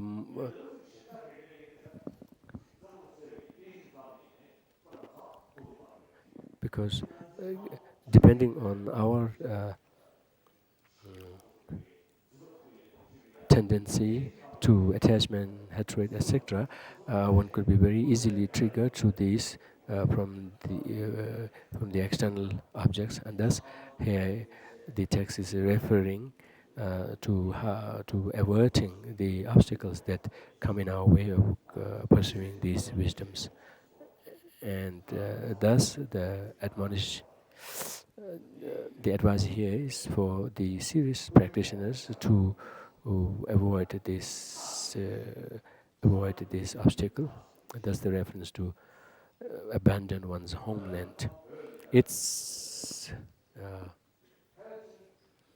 it's an instruction to keep distance from one's homeland, which very often tend to give rise to attachment. Uh, and this is very evident in Tibet. In Tibet, we had great monastic institutions which attracted students from all areas within Tibet and also from outside Tibet, such as Mongolia and others. And I think to a great extent that their distance from their families must have contributed to their scholarship, because we hardly hear of Mongolian monks uh, being lagging behind in their studies and being uh, monk monk top-tops, or what do you call the uh,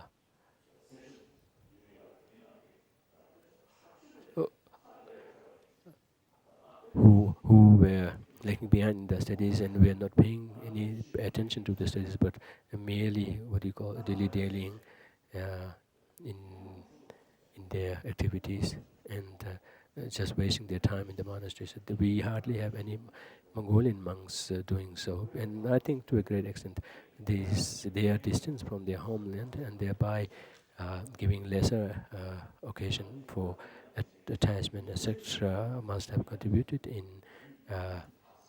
their pursuing the study with intent. Although to a certain extent, physical situation can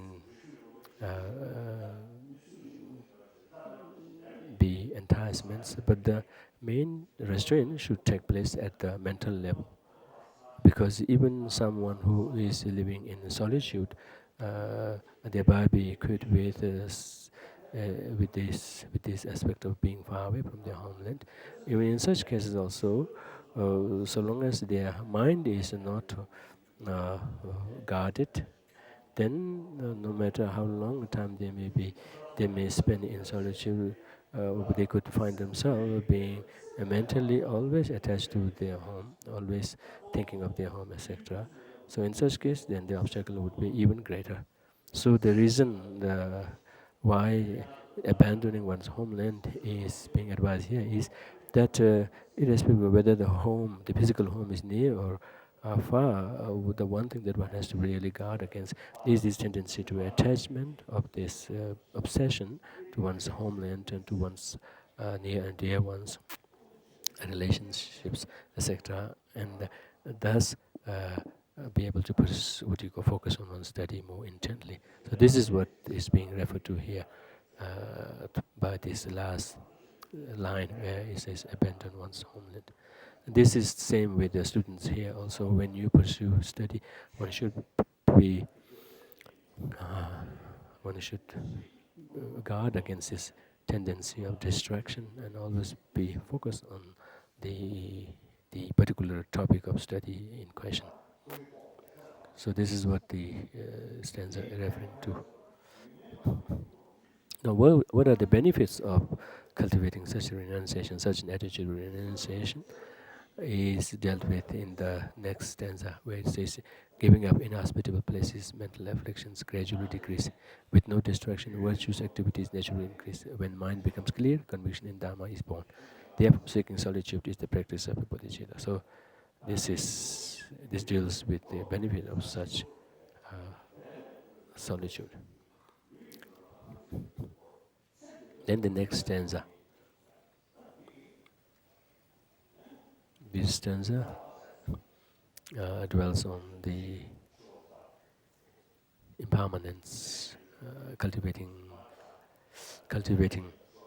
a sense of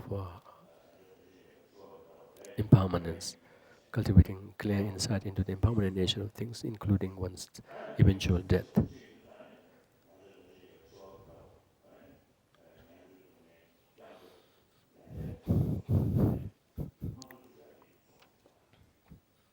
So, from the aspect of the aspect of the practice of this small scope practitioner, uh,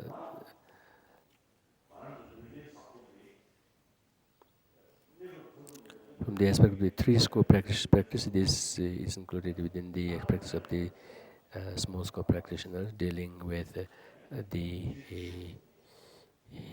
the aspect of death, in that the death is certain to happen and that it is uncertain when it would come. Like here, we have gathered, among us who have gathered here, in terms of whether any one of us would stay alive through the night, or live through the night. There is no, one cannot say with full confidence.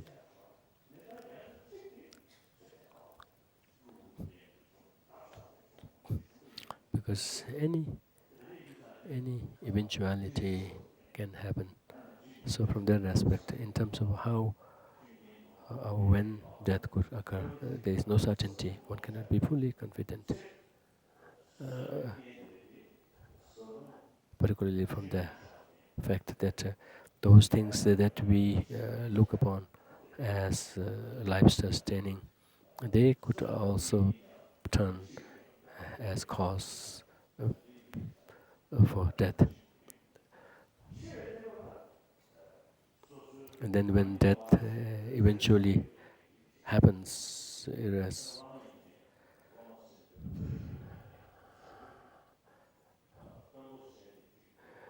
irrespective of how big a gathering of near and dear ones one may have, how reliable teacher and students one may have. And likewise is the case with the life partners, although we refer to them as life partners, but uh, uh, in terms of death, when death actually occurs, none of them can be of any help to oneself. Likewise is the case with one's wealth. irrespective of how much amount of wealth, money one may have, they cannot help at the time of death. Not just that, even the body that has always been with oneself and which one has been paying all this attention, irrespective of how healthy, sound it may be, when death occurs, then none of these can be of benefit. If at all there is anything that can benefit, then it would be the positive punyas, the positive merits one may have accumulated in the mind stream. All other than that, all the rest can never benefit. Any splendor, any fortune attached with the body has to be left with the body. Now, only if we have very strong latency, very strong propensity built in our mental stream of positivities, then there is every hope that these can be of benefit. Even in terms of the propensities that we leave in our mind stream, depending on how strongly reinforced they are, how deeply rooted they are, there can be a difference in terms of whether difference in terms of their benefit in the next life. If the impressions that we have left, if the latencies we have left lie only on very surface level of the mind, then there is very little hope of their coming of benefit in the next life. Although we do have some cases of people remembering their past ordinary activities, but that's very rare. In our 24-hour occasion, many activities happen, but among them, very selective ones appear in our dream state, where we have a uh, relatively grosser level of, relatively subtler level of consciousness, and we see how, from among the many activities that we engage in our wakeful state, just very little of them uh, uh, trickle down to that subtle level and impact our subtle level, and thus be encountered in the dream level. So it's very clear that even among the latencies, propensities that we leave on our mind, not all of them remain or leave a lasting impact. And if that's the case, then if that's the case, then among the various latencies that we leave on our mind, very little get carried on to the next life.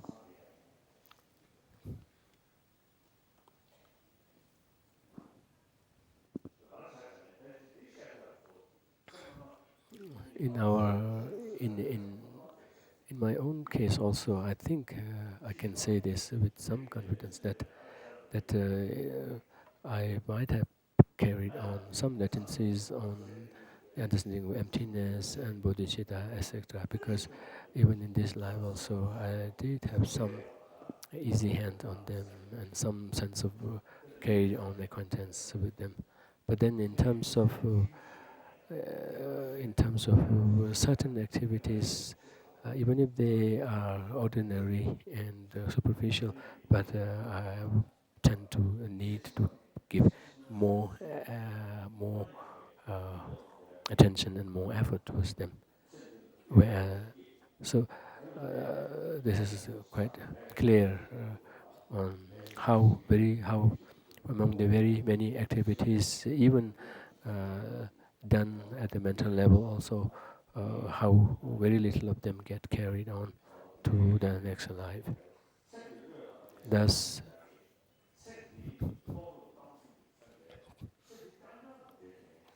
the reference in the fourth stanza to letting go of this life has to be understood in its proper context. It's not to say that to completely let go of this life and not at all pay any attention, but then again the other extreme of paying total attention sole attention to this life, and never at all thinking of other values. Uh, that is being spoken against. That is being taught to be let go of. And the next stanza deals with deals with not deals with not keeping the next stanza, the stanza 5 and the following 2-3 stanzas, they deal with the need of cultivating uh, cultivating a relationship, unstained, uncontaminated, firm relationship with the teacher. In that respect, the fifth stanza deals with the fact that one has to stay away from keeping bad company.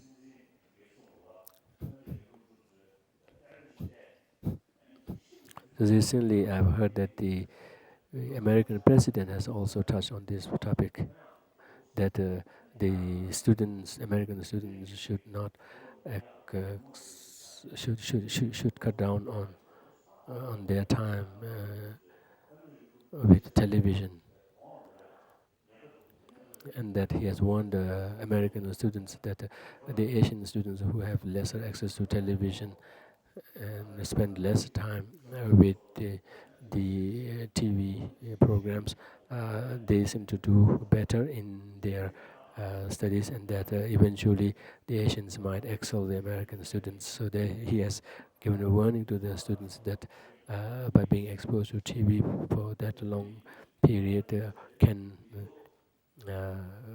be detrimental to their study, to their effect. So this is in the same light, saying that one has to keep away from the negative company. That the more one is exposed to such uh, friendship, such atmosphere, then the more tendency of one's going astray, and thereby destroying the uh, positive attitudes, and bringing about decline in the activities of proper learning, reflecting, and meditation. And not just this, in the present day television programs, very often, scenes of warship, scenes of bloodshed are shown excessively.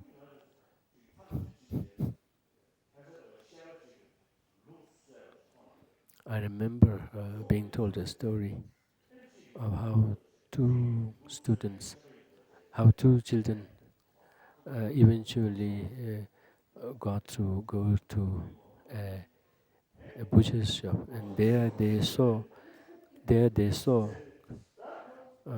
butcher killing animals, and how the two students then uh, imitated the butcher, and then from among the two, the weaker one weaker one imitated as the animal, whereas the stronger one took the place of the butcher, and thereby inflicted harm on the other. So that's how we see to what we are exposed to, we tend to build on the tendency and tend to activate those latencies within us, and thereby kind of engage in them in actual life.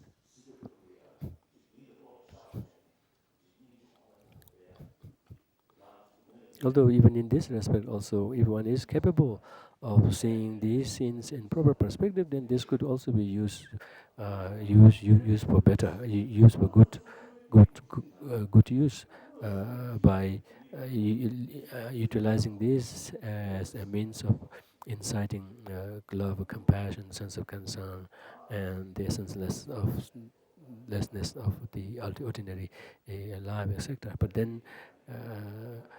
But this is not that easy to come. And very often, most of us are then very easily carried away by what we see through our sense organs, and then reinforce these tendencies within us, and thus this is what is being referred to here, that with the bad friendships that we are exposed to, that can have a detrimental effect on our uh, mentality, and thus can bring about decline in the spiritual activities. And then the next stanza, the stanza 6, is dealing with a spiritual friend, cultivating the proper friendship, who would have the good effect of uh, diminishing negativities, and with their friendship, with their company, one would then naturally be inspired to improve, inspired to develop positive qualities. So it is extolling the benefits of cultivating such friendship. When in reliance on someone, your negativities diminish and your positive qualities grow like a waxing moon. To cherish such a spiritual friend more than your own body is the practice of a bodhisattva. So the more one distance from negative or bad company, the more tendency is there for one to give rise to the positivities, and more particularly in the friendship of such people who uh, give one an impetus, inspiration, an added inspiration to develop these qualities, then definitely uh, the good qualities, positive qualities will uh, grow exponentially. Thus are the qualities of a spiritual friend. So here, spiritual friend could also mean one's teacher, and someone who serves as an added facility for one's growth in the spiritual practices, in the spiritual qualities. So that's the reason why Buddha has emphasized cultivating proper friendship, cultivating proper guru, and thus laid out several minimum qualifications a spiritual teacher should possess at different levels of one's progression. And among the qualities for teacher, Buddha has emphasized that what one teaches, be one should be practicing them. So that's among the four qualities of gathering students. One of them is teaching the students accordingly, in accordance with the Dharma. And then more important is the other quality that whatever one teaches, one should oneself put them into practice.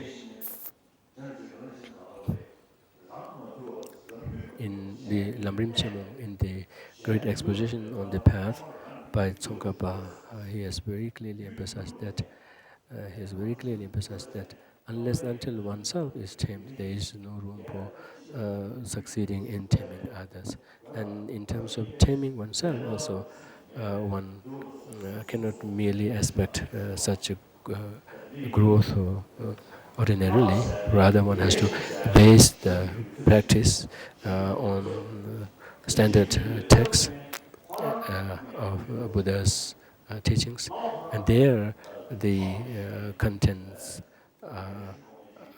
are none other than the three trainings, that of ethics, concentration, and wisdom. So he has very strongly emphasized the need for the teacher himself or herself to be tamed in the first place. in the first place.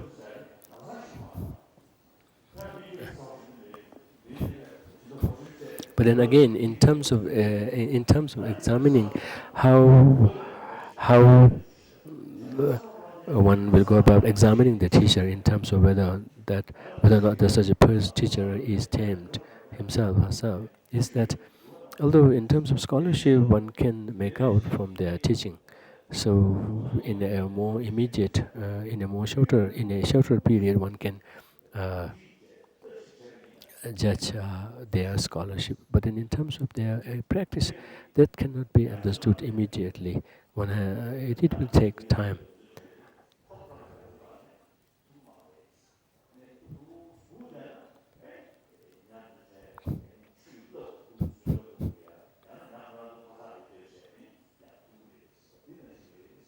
Like from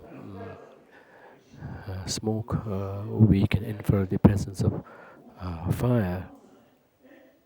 So is the case that although the inner qualities in terms of the practice of the teachers or others cannot be that immediately evident, but can become evident or can become known through, uh, through protected examination.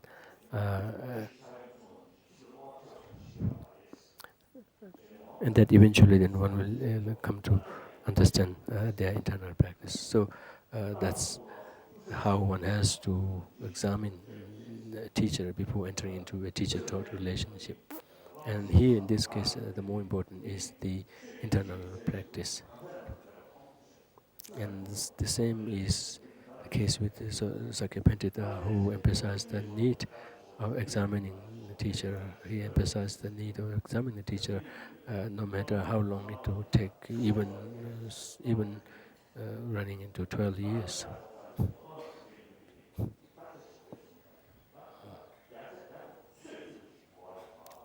So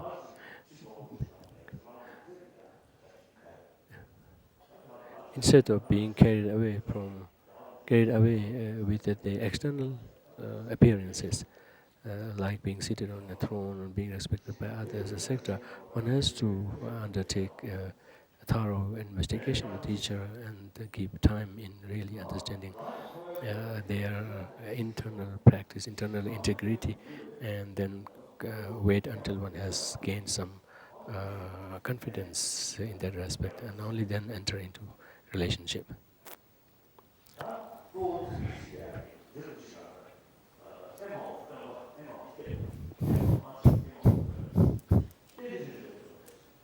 Just as Tsongkhapa has said in his praise of dependent origination,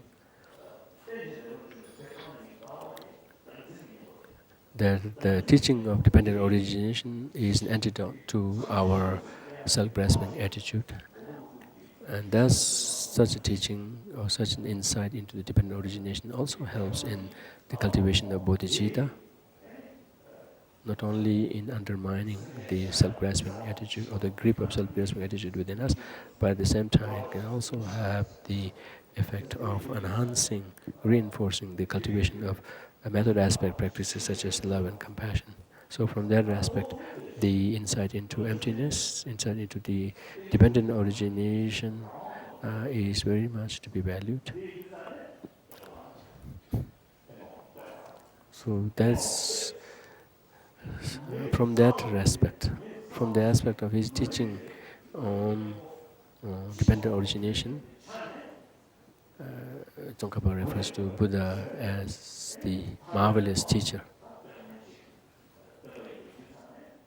Because such a teaching can, when internalized and practiced, can have a direct impact in undermining the grief of self-grasping attitude within us, which lies at the very root of the sufferings. It is from that respect that then Buddha is worthy of being termed as the protector.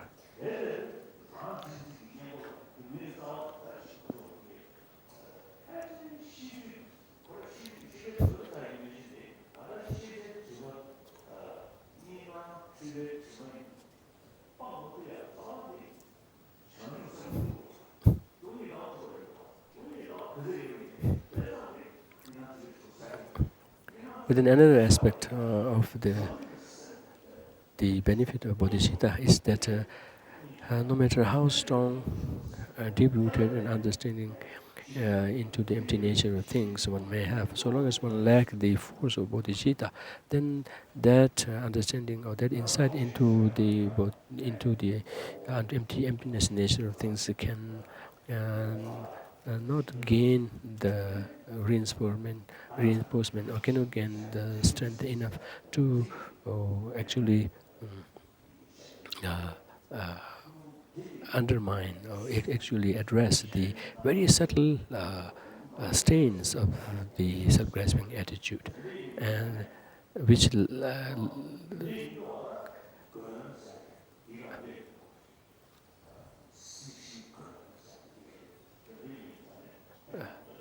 which becomes which is the actual or which is the main obstacle to omniscience. So although without bodhicitta, with the insight into the empty nature of things, when pursued with a strong sense of renunciation sector, one can achieve liberation. But without bodhicitta, that insight cannot be enhanced and cannot be reinforced to the point of addressing the very subtle stains of subtle stains of self-grasping. And thus, without bodhicitta, one cannot attain or one cannot clear away the obstacle to omniscience.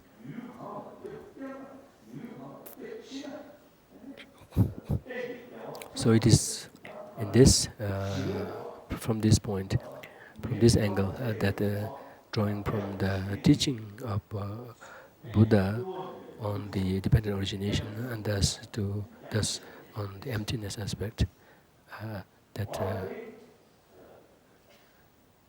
Buddha is referred to as the marvelous teacher as well as the marvelous protector. Likewise, while dealing with the topic of refuge, the three objects of refuge, Maitreya approaches that from the angle of first dealing with the two truths and then the four truths, and that's a very viable approach to the objects of refuge, in that through that one can then establish the possibility of or the validity of these objects of refuge, and thereby on the basis of that one can then generate a strongly rooted conviction and faith in the refuge objects. Because by approaching from the two truths and then the four truths, one will be eventually establish the fact that the two later truths, that of the path and that of cessation, can be established. And with these two established and progressively developed, one can then establish the possibility of attaining Buddhahood, attaining Arhatship, attaining the level of superior being.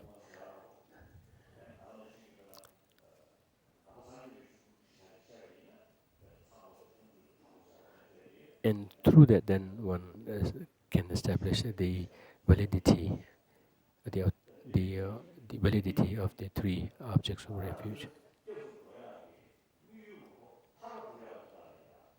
And this approach is very important, because the very reason why we go into refuge into these objects of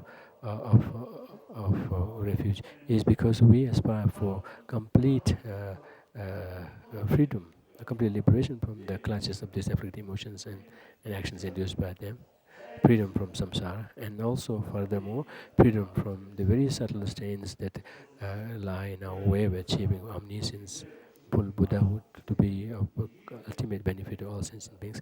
And thus, since that is the reason, it is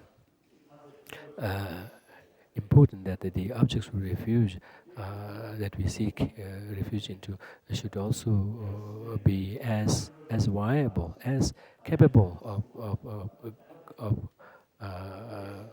granting this, of of actualizing this aspiration. Thus, the refuge objects that we seek refuge into are not the worldly gods who are themselves, in one way or the other, uh, uh, within the clutch of the affected emotions. Thus, this stanza, the 7 stanzas, themselves captives in the prison of samsara, whom can the worldly gods protect? This includes worldly gods such as the Shukden, the controversial deity Shukden, etc. And therefore, to seek refuge in individuals who do not betray you is the practice of Bodhisattva. So, we leave it here today, and we'll have a few questions.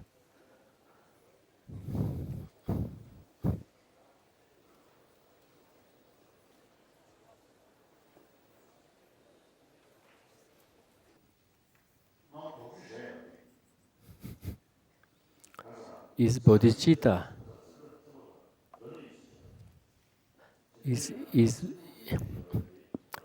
is bodhicitta mind or a mental process? He only says that this has already been dealt earlier. We have explained. We have explained. We have explained that it is a main mind. It is as a mind, not a mental process.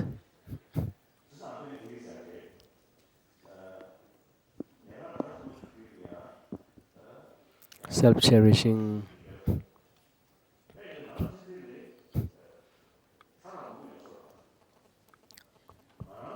Self-cherishing attitude can also have several levels. The self-cherishing attitude that we refer to often is the attitude which tends to look down upon others while cherishing one's own interest. At the cost of others, we tend to attend to our interest. These attitudes not only cherish oneself, but rather they go into the extreme of actually sacrificing others.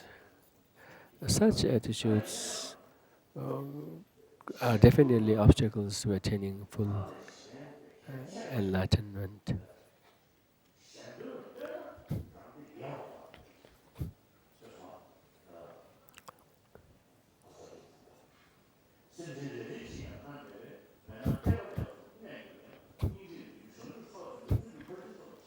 I think the question was whether to attain full enlightenment one has to completely get rid of self-cherishing attitude.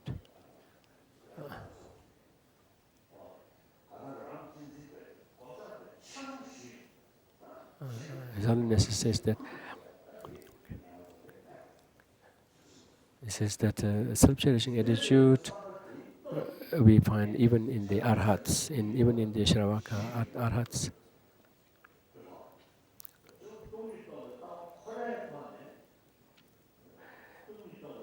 Whereas in the Bodhisattvas, we see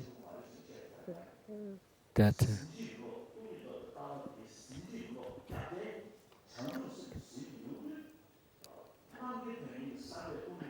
they overly value the interest and welfare of others to the extent that one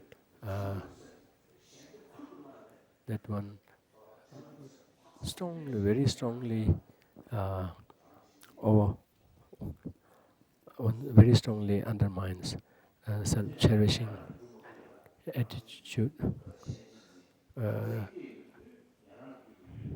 to the point that even if one were to remain in a hell realm for long period, but so long as that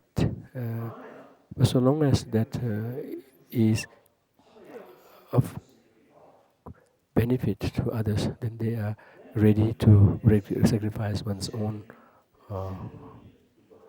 happiness for that.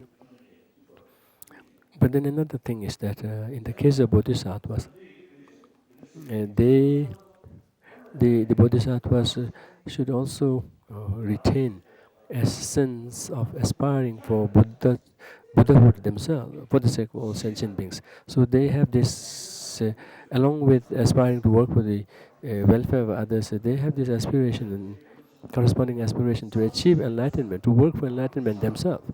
So have this sense of aspiring and working for enlightenment for themselves. And so, from that aspect, we can see some sense of selfish interest is there, but that is again at the service of others. So that's the reason why I sometimes say that although we see some trend of selfishness in the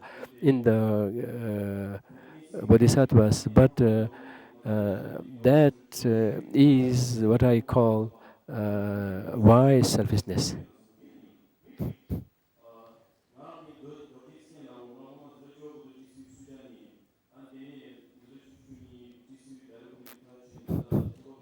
He's introducing himself, having been to Balakopi, to here, etc.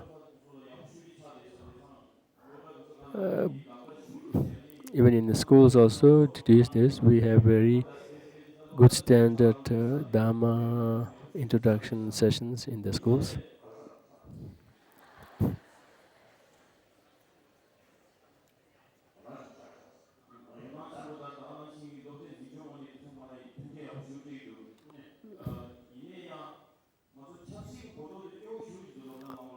And that the school administration have been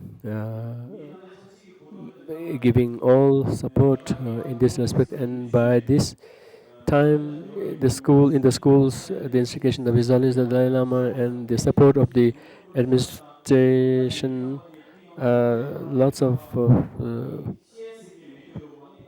development has taken place in this aspect, and these days the quality of Dharma introduction practices have reached quite high standard. But what I see lacking these days is political education. I don't mean party politics, but proper political introduction, proper political exposure is very much lacking. And I have sensed that several locations in the schools where, when called upon to speak on political aspects of our struggle, etc., very little, very few seem to have the ability to do that, and many of them shy away.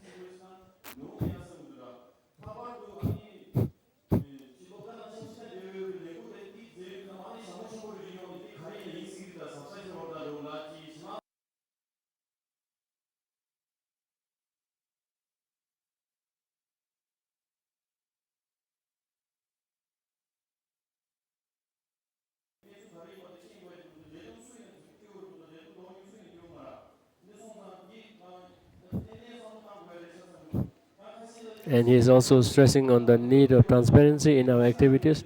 Very often, whenever His Holiness visits places, it has almost been a custom for the local administrators to present a report, which always focus on the good things that they have done, but do not necessarily touch on the weaknesses and deficiencies, and this is not going to lead us anywhere. So we really need to have transparency. That's very true. In the very first year of our coming into exile, we established the first school in Missouri, composed of only 50 students. There we didn't establish the school for undertaking Dharma practice, but rather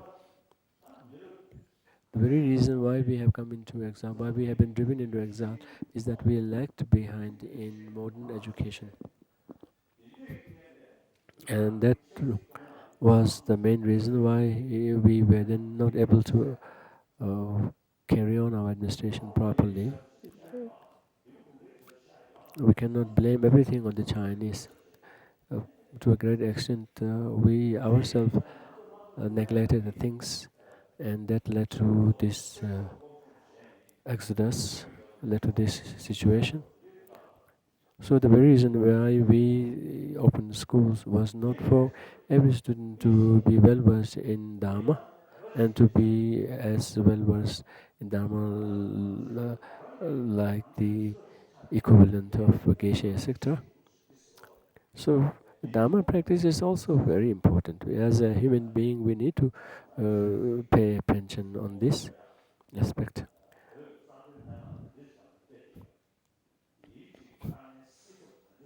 But at the same time, it is very true that we need to pay as much attention to the political aspects of our struggle, political aspects of our situation. In this respect, the teachers should take the initiative in uh, in creating a situation. Mm. Although, and that in this respect, the the teachers should be taking initiative and making efforts in creating the atmosphere in bringing about such awareness. Although we just usually speak of keeping politics away from school or academic institutions, but there we mean party politics, and that's something we really need to keep away from the minds of the students.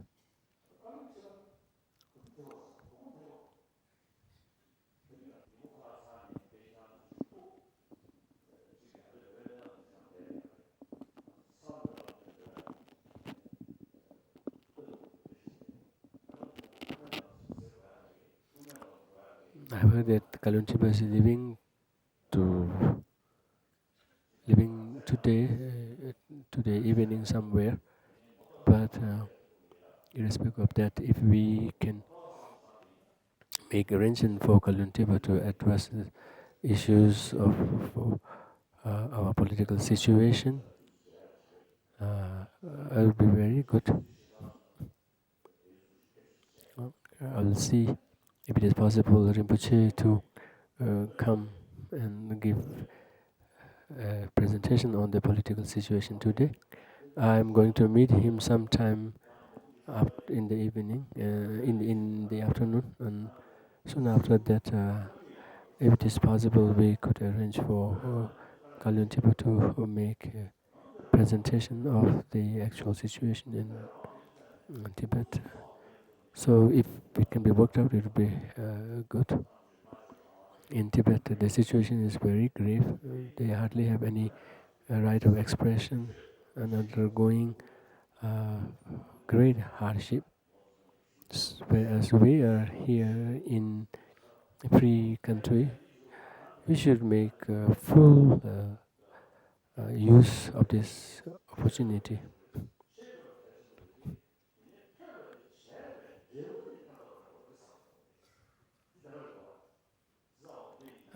I remember Mao Zedong admonishing, giving advice to his party people that one should be able to think, and whatever one has able to think, and whatever one has been able to think, we should be able to speak it out.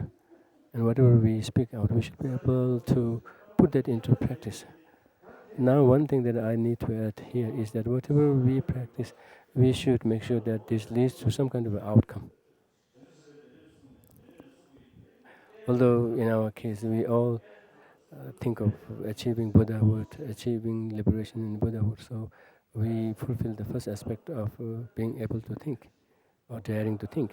But once we have dared to think, we are here to we dare to speak out. But in terms of whether we dare to put that into practice and how much headway we are making, this is questionable. So we have to make sure that not just daring in these first two levels, but even in the third level, that of daring to practice, we should make sure that efforts we make should lead us closer to a solid, concrete outcome. So I'll also make a suggestion to Kalyan Chepa to address here. If it is worked out, it will be good. Thank you. I'll leave it here.